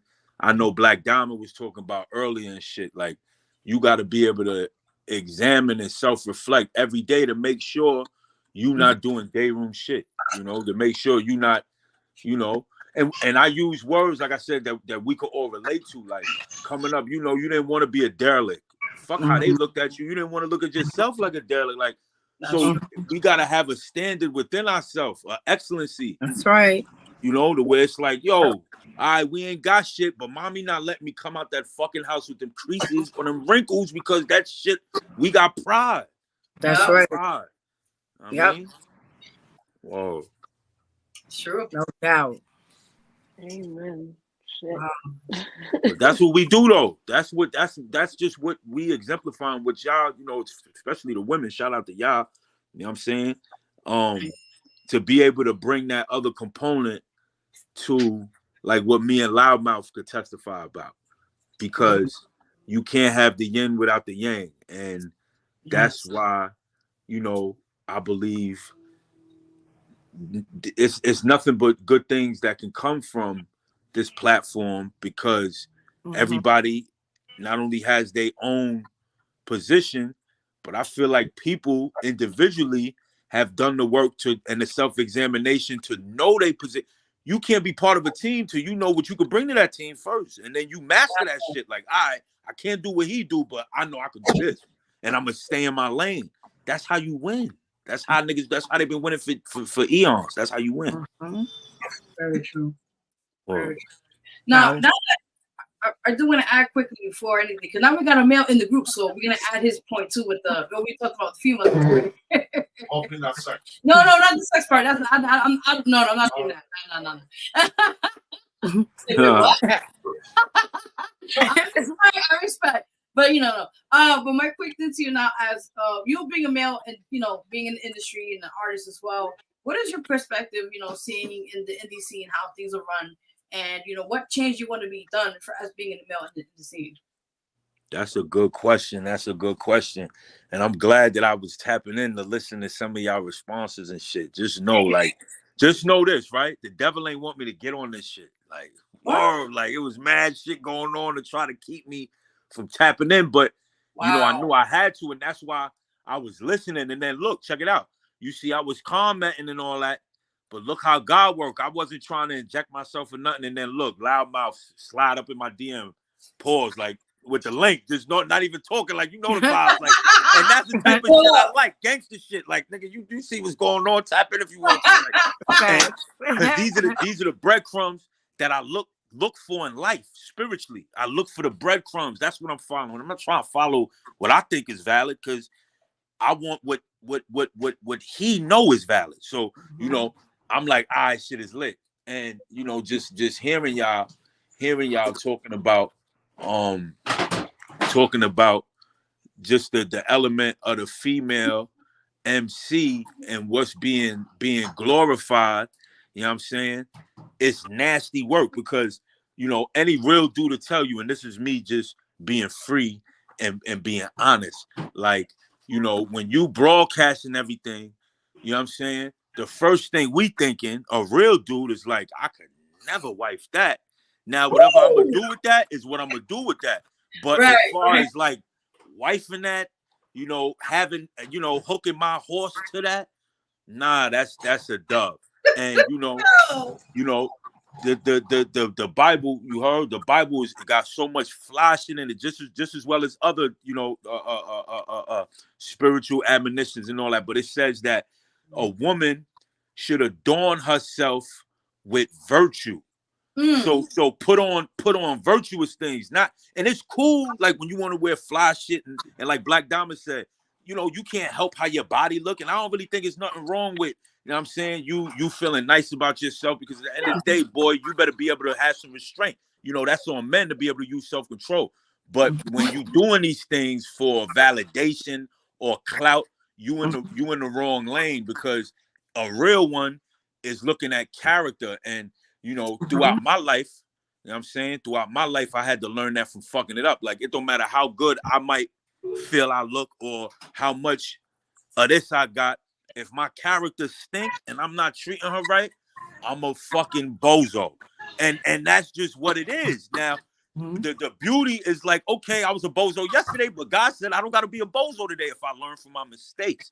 And that's what people need to realize. Like, you know, you don't gotta fall victim to the shit that you fell victim to yesterday if you learned and now you know better and you could do better. So like as far as with the female component, we all know that ain't what it is. It's just that the world is going a different way. And you know, I honestly don't believe that we can necessarily stop it, but we can illuminate another lane. Like, well, they going that way and they about to fucking fall off the cliff. But yo, it's another way right here that you could go. Because regardless of what, if they keep going that way, they gonna fall off the cliff. That's what it is. Right. I can't stop you from falling off the cliff. If you want to run toward the cliff, I could just tell you, yo, my nigga, ain't no more road there. You wow. Yeah.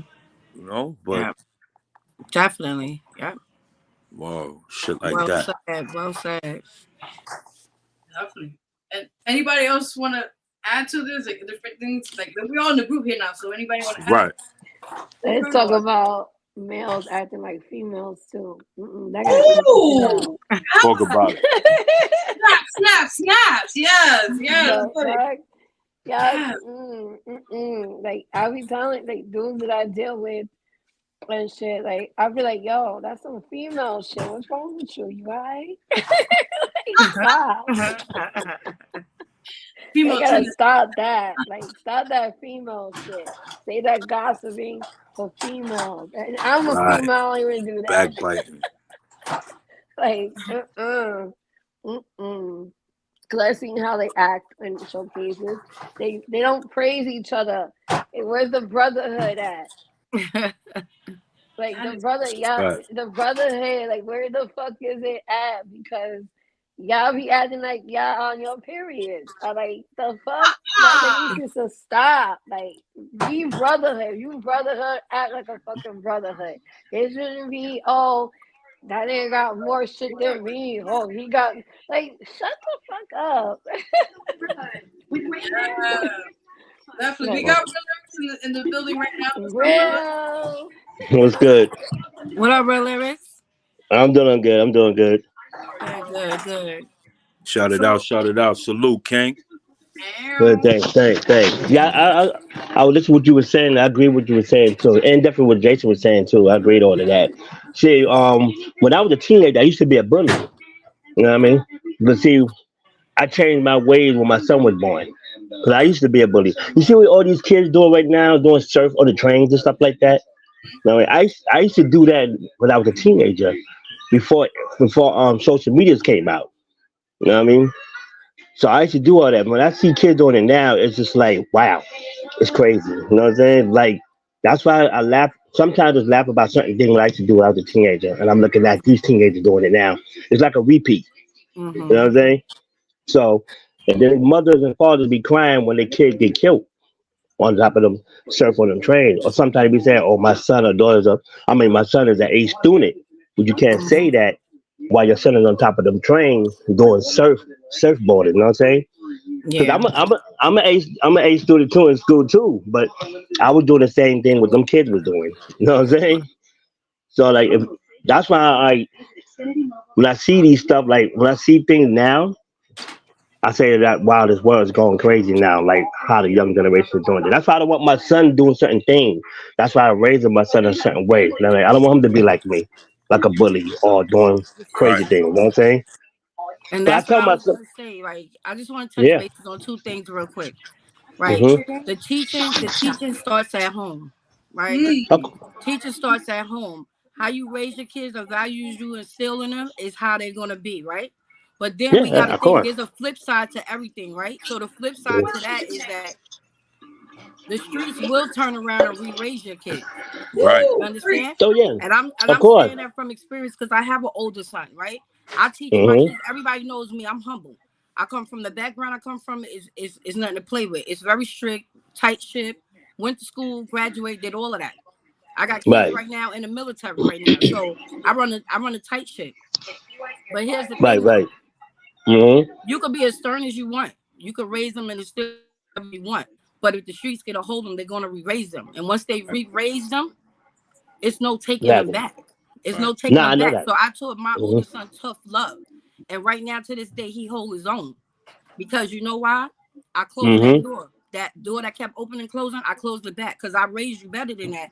I know what I instilled in you. But you can't control how the street re-raise them. You understand? And to Right. touch That's true. bases on what we spoke about earlier, Vera, when we talked about the females in the industry, how do we feel as they're being male dominated? Let me tell you something. I take my hats off to the males.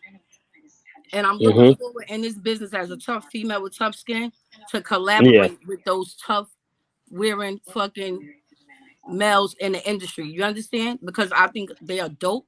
I think they fire, and I think it's strength in numbers. And I think collabing Mm-hmm. with a male, putting a female with a male, is speaking volumes. It Fact. switches the game up. Like my song, I Facts. tell you, I switched them lanes and we switched the game up. That's how you switch it Facts. up. Definitely, right? Facts. Yeah. Yeah. Yeah. I want That's a to ask fact. you. I want to ask them to all you guys. Now we have a group panel here thing, and I want all your input on this. Let's get right into the nitty gritty, as they say, right? So, Yeah. how do you guys feel altogether? Those in the comment section, those what's up to everybody watching right now, you can also comment up there. How do you guys feel about us in the minority group? And we have to see the still happening to this day. The Black Lives situation still happening. Our voice is not being heard, especially that there's so much going on in this society, and we're the government that we're running and under is unfortunately what it is, right? So I want you guys input on that. Like, how do you feel about us living in a society where we are fortunately our sisters, our brothers, our families are getting killed by the cops? Nothing's getting done. No resolution. What do you guys feel about this? And what do you think should make a change? What if anything's going to happen? Well, first, the change has to start within us, right? As people. Because we are quick to say the cops, the cops, the cops. And then here goes again. This is why I say I live by the saying. I say there's flip sides to things. You understand? Right. When we talk about the cops, there are a lot of police that I feel that could be retrained, that should be retrained. I feel that they're just being put out there like, okay, we hire you, we trained you, whatever. My job is done. I get paid at the end of the day. I sleep at the end of the night. But then them same officers that you're putting out there, lack of training, lack of experience, just to put a notch under your belt and say, yeah, I did that. That class graduated under my belt. But they're taking lives. They're creating chaos. They're taking the safety net that people felt between us civilians and the cops, and they're taking it away. So what does that equal? That equals more chaos, more drama, more deaths, more people burying their loved ones. it's just, to me, it's complete pandemonium. Like, I don't know, but like I said, the only thing you could do is start within yourself and change yourself. Your perception can speak volumes over a lot of stuff if you apply Right. yourself right. Nice. Okay. No problem. All right. Anybody else who wants to take the lead? I'm just. I don't know how to do this. All right. What's it mean? Anything to this?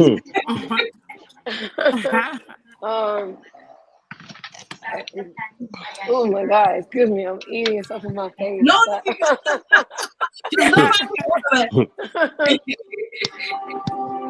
I fucking munching, my bad. Yeah, I agree. I'm very actually distraught about it because I'm already dealing with that with my kids in school. Oh, wow. Racism. My daughter's still. It's sadly to say my daughter's still dealing with that, with her skin color, complexion, and they're kicking her as just a white girl. She's not just a white girl. She's half Spanish, so it bothers me. She has to deal with that in the aspect of our neighborhood because I teach my kids to love everybody. Right. Right. Color doesn't matter to me, and I raised them to be that way.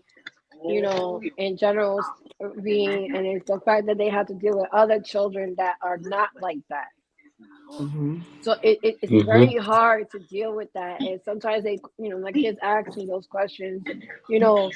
Mommy, why they like that? I like everybody. I'm like, some people are not. They don't raise their children to be with good morals. Some people, sometimes they mean well, sometimes they don't. You know what I'm saying?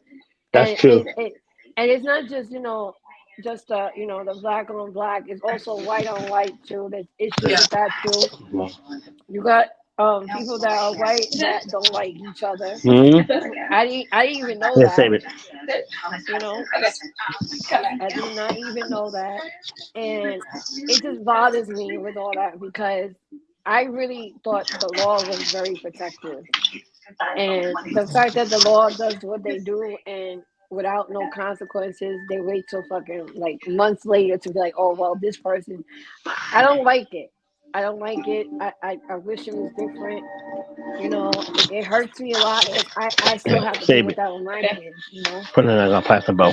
So Hey, one more. it's More hard. water. It's hard a lot. So it's a difficult subject for me because I deal with that with my kids, and I have a brother. Shout out to my brother. He's half black, half Spanish, and it bothers me because he has to go through that too in Atlanta. He doesn't live in New York. He used to live in New York, and he's in Atlanta, in Atlantic City, Atlanta, Georgia, around that area. They deal with it a lot than New York City does too, and he gets pulled over at times because he's in a luxury car, and they wonder if he stole it. It's a lot of shit. They still do that in the South too? Yeah, they still do it. They still do it. Damn. My brother, he's a well-owned business owner, okay, and he owns a lot of scholarship deals and so forth. And the fact that he can't drive around his own luxury car without getting pulled over because they thinking that he stole it. It's crazy. It's fucking crazy. And he deals with that all the time. All the Wow. time they profile him because his height, because his clothing, because the way he runs around with these nice vehicles. It's a lot of shit. And then when they find out that he's actually a human being, then that's when they go like, "Oh, I'm sorry, but you already pissed off my brother." Like the fuck, it's Exactly. pissing me off. Like you already pissed him off. You already pissed him off, and he got. And sometimes they even give him tickets for no fucking reason. It's just crazy. Yeah, that's crazy. Let me tell you guys a few of my stories real quick on this. So you want to talk about racism? What about me? I'm half white. I'm half Italian, Spanish, whatever. So I was down south. I was living in Virginia. You told me that. Because I used to drive with my ex fiance. We used to go up. We used to drive up and down the whole East Coast from from fucking Maine, Canada, New Brunswick, all the way to fucking Virginia. So, I believe my first trip down to Virginia, before I moved down there, you know, me and my ex were in the car together, you know, on the side of the road, and yeah. So. No, he's not proposing to me. No, I'm not. Anyway, so we're minding our business. We're smoking a blunt and shit. You know, shooting in the car, and all of a sudden, a fucking deputy car pulls up on us, and then you know, because we have New York plates on the car, obviously my accent and stuff like that. They know that we're not from around there and shit like that. So yeah. So they had us get out the car. They called for backup. Like 2 or 3 other cars came. They wound up having the guns drawn on me and my fiance, my girlfriend at the time. And they treated me and her like we were fucking criminals and shit like that. You know, no pun intended. But That's terrible. yeah, they had the guns drawn on me.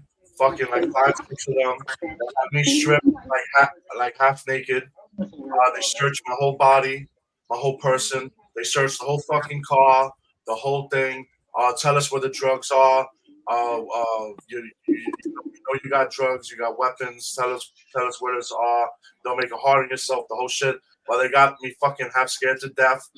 You know, I'm unarmed, obviously.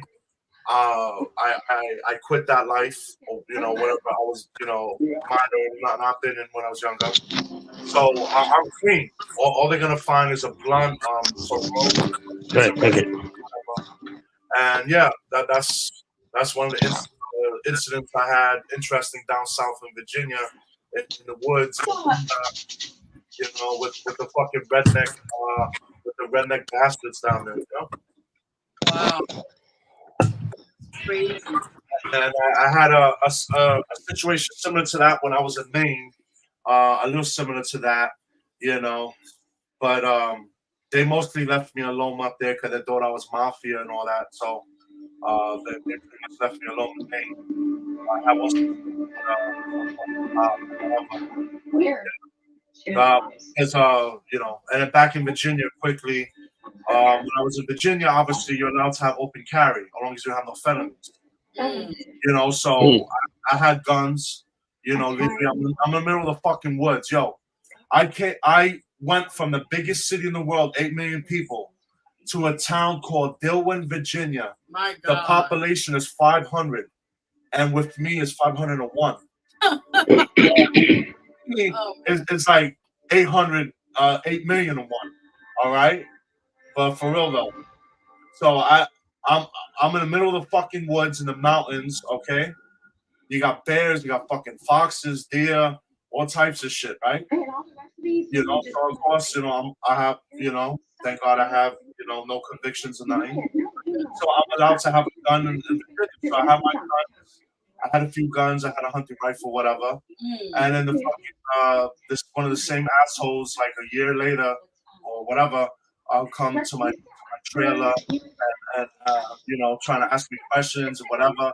Obviously, I keep them locked. I don't keep them because I'm around kids, so I keep them safe, you know, and stuff like that. You don't have them loaded and shit like that, you know, and all that. So I had them go check. I brought my guns out and that, and you know that I had, you know, and everything was fine. But they still were fucking harassing me, you know, like even though I was living down there for over a year, I was paying taxes, I was voting, I was volunteering time for the community or work or whatever the fuck, and you know, still harassing me, you know. You know, and I got pulled over, you know, multiple times or what as well. Even up here, I got pulled over a few times, you know. And profiled and shit like that. Just recently, I'm smoking a cigarette in my corner over here, and I had an undercover fucking come up to me and try to get a Lucy from me to find out where do I get my cigarettes at, you know, all this shit. Undercover, right? And yeah, I can spot one thing I'm good at. I can spot a motherfucker a mile away. I know when you're undercover. I know when you're DT, all that shit, you know. So like, who the fuck? Like, you think I'm gonna tell you anything, or and then she was trying to get me? Like, you think I'm gonna set myself up to potentially get arrested?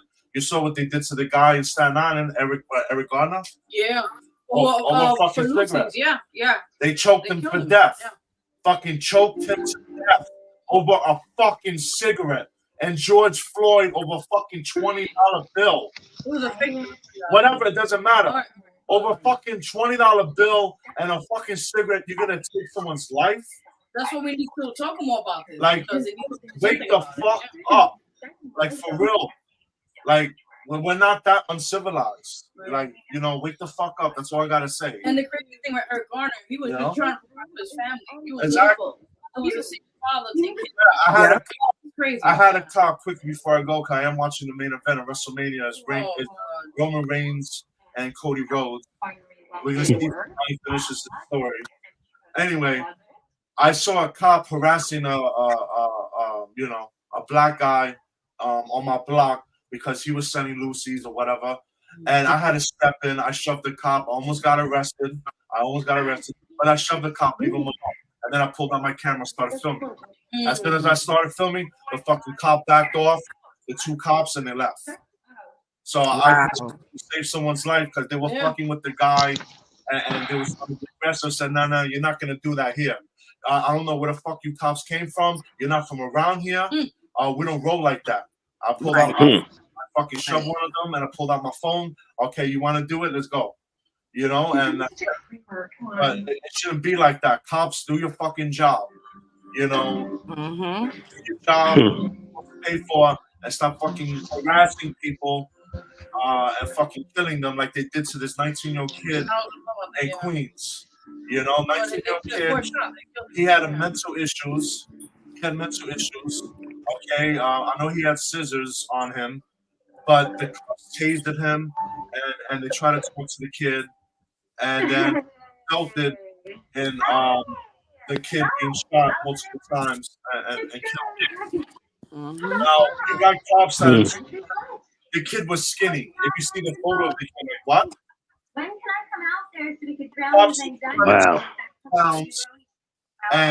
And you got a whole body armor on. You got all this shit like fucking G.I. Joe, like the fucking Rambo.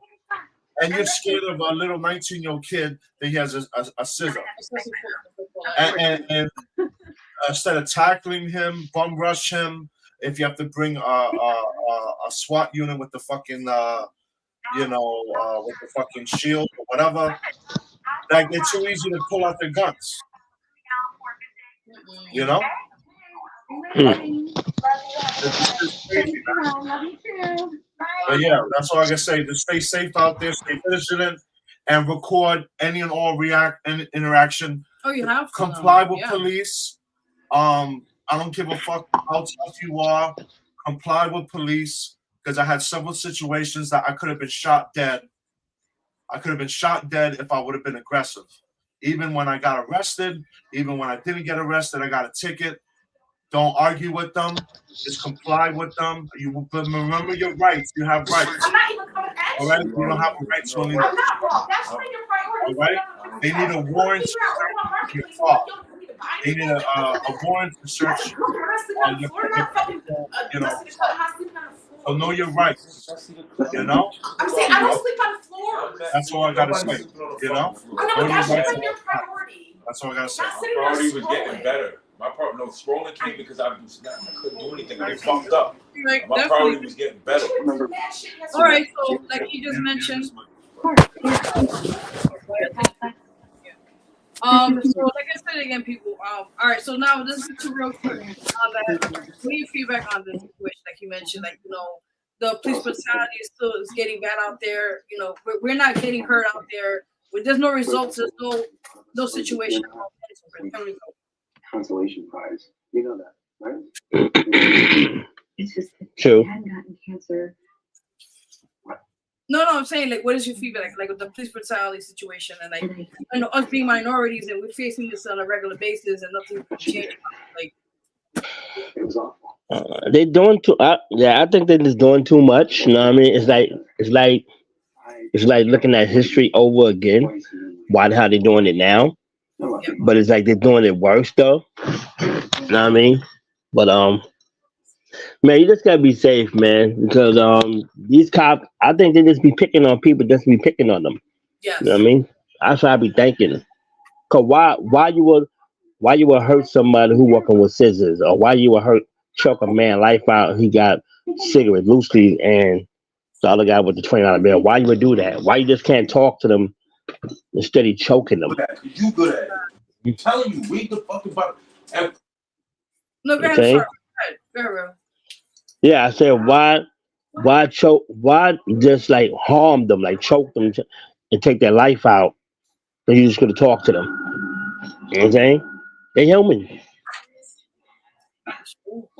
That's why I don't understand that. You know what I'm saying? I just don't understand that why cops do that. Like they must have walked up on the wrong side of the bed and say, "Hey, I just wanted to hurt somebody outside tonight." Okay. I'm gonna add that before we get Esko Bano on his opinion about that. I think Yeah. that a lot of times, guys, and those watching right now on the show, I think it's a lot of the power authority they have. You know, they have a badge. You know, they think they could go on the streets and kind of like you mentioned, bully people around, and Yeah. because they're like kind of like you know, a target to them. They want to use us as a game. You know, go out there and then stir shit. And then when they come later on, you know, they call the boys in blue for a reason. They're well protected, you know. So they got, you know, attorneys that can protect them in the courts and all that, and think that it's okay because it was just an accidental situation. And firsthand, they're murderers. Not all. Yes. Well, a lot And of some yeah, some of them cops don't live. They don't live in Brooklyn. Most of them has been raised like Long Island. Most of them cops is raised like white cops. They mostly raised out there, but they put them in our neighborhood. So you already know they do with us. Yep. And it's so much going on, people. Like I tell you, that's why I want to talk more about this when we can't time the time because this is happening now, and we see it firsthand in our own neighborhoods. And like you said, cops, not all, because there are some good cops out there, but yeah, there's some rotten cops out there that are still walking down the streets and thinking that it's because they have an entitlement badge. Hey, you know, I'm able to do what I can, and then start, you know, antagonizing the minority groups, as they call it, to get something, and I realize, you know, they can't get away with this. You know, when of course. Yeah, with the George Floyd situation, you know, I cried when I saw the circumstances, and the reason why that the three cops that actually got prosecuted ended up going to jail. You know why they ended up going to jail? Because people had evidence. If they didn't, of course. Exactly. So all the people that died, that there wasn't video. And then they're gonna play like, oh, it never happened. And let me tell you, now, like Jason just mentioned, the evidence of a camera is the most best evidence ever, and they cannot take that away. You have like I said, if that evidence was never shown on the news and TV or used in the court system, who go against the gentleman who put, I don't know his name, but the one that he got stabbed in court in jail, you know, right? He got stabbed in jail. What he did, but he's alive. But you know, the point is that was the proof needed to show that even these cops out here are fucking corrupted, and that they're not doing anything about it. Just putting it like a thing, a pat in the back, and it's okay. We just got one cop out of thousands of cops that have committed murders out there. You know what I'm saying? That in Brooklyn, was it Brooklyn? Was it that? What's his name? That got shot 40-something times. I forgot his name. 41 time. Yeah. It's an African dude. I can't pronounce his name though, but I know what you're talking about. It's an African dude. Louima, that's what we're talking about. And then there was another gentleman that he was about to get married the next day, and he went to Sean. Yeah, there we go. Forgot his last name. Sean Bell. Yeah, there we go. Sean Bell. You know, that's so sad that he was about to get married the next following day. He was out in his back. Yeah. The cops shot him 40-something times. And I'm like, This is the obsessive power they have. And this is years ago this happened. And it's still happening today. You know, something has a big change to it. Yeah, it definitely does. Yeah, these cops get away with a lot of madness. Even they did to the some Haitian guy. They put the plunger in his rectum and preaching. You know what I mean? And it took it out and it broke his teeth. You know what I mean? But he sued and he got money though. I'll tell you one thing. Yeah, he still got. I think he went to Florida, but yeah, he did. He definitely sued though. But I don't know why they did that for him anyway. For like, what was the cause putting a plunger in this man's rectum? What's the cause for that? If you're gonna arrest him, lock him up. But why doing so much? I don't understand that. Just to abuse the badge. Yeah. That's what it is. Mhm. Just want to abuse the badge and be the Lord and throw the authority around. That's it. No See, that's reason. crazy. That's why we. That's the reason why we be so. That's the reason why most of us are scared of cops. You know, some people are not scared of cops, but you be like, "Yo, I want to make sure I go home safe to my wife and my kids, because these cops out here is doing reckless stuff in the street." You know what I mean? Yes. Yeah. I do want to add Esko Bano on this. If you have anything to say at this. Yeah, upon self. You see, I could get my medicine and all that. Man. But yo, nah, this is a very touchy subject, man, and you know, this type of shit been going on since the beginning of time. Of But course. one thing I realized is that strength is in oneness. I mean, so the opposite of that is division, and that's what the evil try to do. You know what I mean? Hove told us the evils. Now I mean, you remember reasonable doubt and all that? The evils. Yeah. That's what the evils try to do. The vapors like Bismarck. You know what I mean? Trying to divide, because whether it be race, whether it be gender, whether it be social class, you know, society has created this hierarchy, and it's like, you know, we become crabs in a bucket when we at the bottom to try to like reach this place of validation, this false place of validation, and that it just causes us to like hate each other. So I believe a lot of that has gone into, you know what I'm saying, what we dealing with the whole police shit, because you know, and I know first and foremost, just being in the mountains where there's no cameras really. I mean, they got cameras now up north or whatever, as far as dudes be having their phone, but you know, Yeah. what them police do up north, bro, is super duper wicked. Now I mean, how they try to play that shit off or whatever the case may be, but you know, the reality is like when you realize what ignorance does, right? What ignorance breeds. You know, if you wanna be a change to that shit, what I just had to learn is like you gotta break the cycle. So no longer am I looking at the cop like my op. For so long, the cop was my op. I can't come on.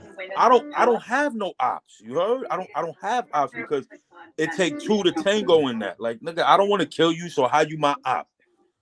If you was my op, the beef would be real and nothing else would matter until this shit is over with, because I can't walk around looking behind my back. So you know, when we purpose to have love in our heart, we could kind of see past the hurt that we gotta realize is universal. The hurt is universal because that's why niggas is drilling and you know they taking score, but the hurt is universal. So when we realize like, yo, we can identify in the hurt. We can all identify with that. You know what I'm saying? And then I believe you could start building a new foundation that's not built on hostility. You know what I'm saying? And I just try to use my words because, you know what I mean, this shit is a long time coming, y'all. I sat for a while by myself, really reflecting on my experiences in life. That's why I have a grasp on it. You heard? Like, it's just real shit. And I understand that this shit is all universal. So when we realize that, then we could really like come together. But when I'm really thinking that me and you is wild different, it's easier to have that space, but we ain't no different than the police. The reality is, what type of person you gonna be when you encounter fear? Because that's what all that shit is what you do with fear. Because now we're gonna keep it funky, right? You know, when I came home and I seen all these reels and, you know, cops, you know, head tapping shit and dudes getting murdered and all this wild, crazy shit I was seeing, you know, respectfully, a lot of times I'm like, wow, he shouldn't have did that. And I'm talking about the one that looked like me, because I used to get pulled over by the police all the time, and a nigga like me was always super dirty. So I'm gonna play my position because I don't want to come out this motherfucking car. I'm gonna move right. Right. So wisdom says, I know this nigga got a gun, and if this shit go left, he probably gonna let that shit off. So pride and ego has to be like out the window at that point, and you got to be wise and not be a fool. And you got to move accordingly. Like, yo, officer, you know, I don't want no smoke. My hands are here. All is well. Whatever you got to do, I'm just letting you know off the rip. Like, I'm not opposing certain things. And you know, once you learn this, you know, you don't give them right to do certain things. But sometimes you just got to lose certain battles to win the war, bro. I've seen it too many times. It don't make no sense. You trying to go home, but you poking your chest out. That nigga got a big burner, right? What that doesn't make you wouldn't do this to the nigga trying to take your chain with the big burner. So why you doing it to the policeman? Exactly. Respect that gun. But it comes back to respecting authority. When we have a disregard for authority, we gonna get knocked the fuck off. That's just how it goes. And then hopefully the next one learn from you getting your shit knocked off. That's right. Real that we just gotta be able to stand on. That's just real shit. That's facts. Yeah, that's real. That's just what it is, you know. And you know, it's wicked, man. It's sad, man, because they're gonna always spin it. You know, it's like if we don't do what we're doing now and building with each other and hopefully getting this out to the people that want to learn, like you said it, Black Diamond, it was fire. Like the streets will re-raise your kids. So it's the same with the media. If we not putting out the truth, when they get the shit, they're gonna bag the shit up however they want to bag it up. They're gonna take our work and put their stamp on it. That's how humans do. These niggas want clout. They don't care who it's coming from. Of course not. Yeah, so it's like, nah, fuck all that. Like, that's the lie. This is the truth. Love. Because at the end of the day, when it all said and done, love is the only thing that's gonna stand. And that shit don't gotta be, you know. And I know I'm you know, I got an iron lung and all that, but that shit don't gotta be necessarily expressed in the same way. Just common decency. This is why prison run the way it do, because it ain't no blurred lines, nigga. You gonna respect, or you gonna get violated. You gonna respect. But I guarantee this though: if you respect, you gonna have an okay bid. Nobody's gonna bother you. See, that's what they don't tell you, because anything else is dishonorable. If this person is respect, leave him be. Leave him be. Yep. You know what I'm saying? And that should apply everywhere, man. That's right. Woo, man. 100%. Yeah, that's facts. That's facts, though. Whoa. That's facts, King. Anybody else wants to say on this? Anybody want to add? Oh my god, are you okay? No, I think the way Bano just ended that, I think the knowledge is there. Like, it's nothing to follow up behind that. No. He nailed that in there. Collaboration. Yo, respectfully, that's why this shit, like I was just telling Bossie, man, I'm just very humbled. I'm very, very humbled by this, because I've been in the cave, y'all, but I've been living through y'all. Like, remember, this shit is spiritual. So we all one. Whether a nigga jacket or not, it don't make the truth not the truth. The truth is the truth. That's so right. That's it's gonna go without us or with us. So that's the reality. Like, it's all just the oneness. That denominator is common, and you know, I appreciate y'all. That's why I want to be a part of this, and I want to continue to encourage, because I see what can't be seen. I see it, and that's why I'm fucking with it. Whoa, because I could be right back in the cave chilling. You know what I mean? Nah, I'm gonna pop out because I see it. Like, oh, okay, because I'm still searching for my way too. But when I see y'all other people that's like spirit, I'm like, okay, I gotta come that way. And that's what I mean. I'm humbled by it, because I know that I could be used like that. Oh, I feel what he's saying. Let me go that way. That's how this shit go. That shit is simple. So true. Whoa. Absolutely. Hey, yo, but I gotta go put these kids in the bed. Yo, it's love, salute. I'ma definitely tap in with y'all. You heard? All right, definitely. Whoa. Appreciate it. Yeah, guys. So we're gonna wrap up soon, because we're supposed to go past 10 o'clock. I don't know, what time is it? It's 10:27. Oh, 10:27. No. Shit. But too much. Sorry, I need that. Sorry, don't act like I need that for that part. Oh man! Once everything get good, it's like you forget the time. It just keep on going. Yeah, it's always like that. It's like, oh my Mhm. god, good time. It goes by fast. But it's always a comeback. It's always a continuation. The topics Yep. don't have to end because the night end. Oh, you already know. True. You know, That's so true. ongoing discussion, baby.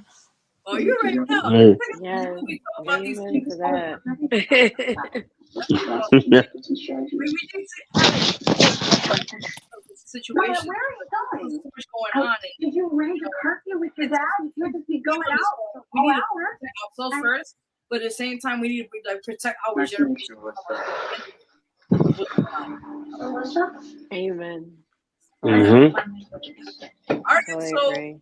no doubt. But before we close out, all right, I'm gonna start from Black Diamond, Bossie V, and Real because it's like a lot. So I'm gonna go that way. Okay. Yes, like, oh my god. Just tell them quickly where they can find your social media and. Oh, hey, what do you think? One All room right. now? So once again, you can find your girl Black Diamond on the IG under the R&B Queen. You can find me on the platforms under Black Diamond. If you're looking to see where it was started to where it's at right now, you can still find me up running on Sequence the Artist on all platforms. Awesome. Okay, now. Oh shit! John Cena's out in Abu Dhabi.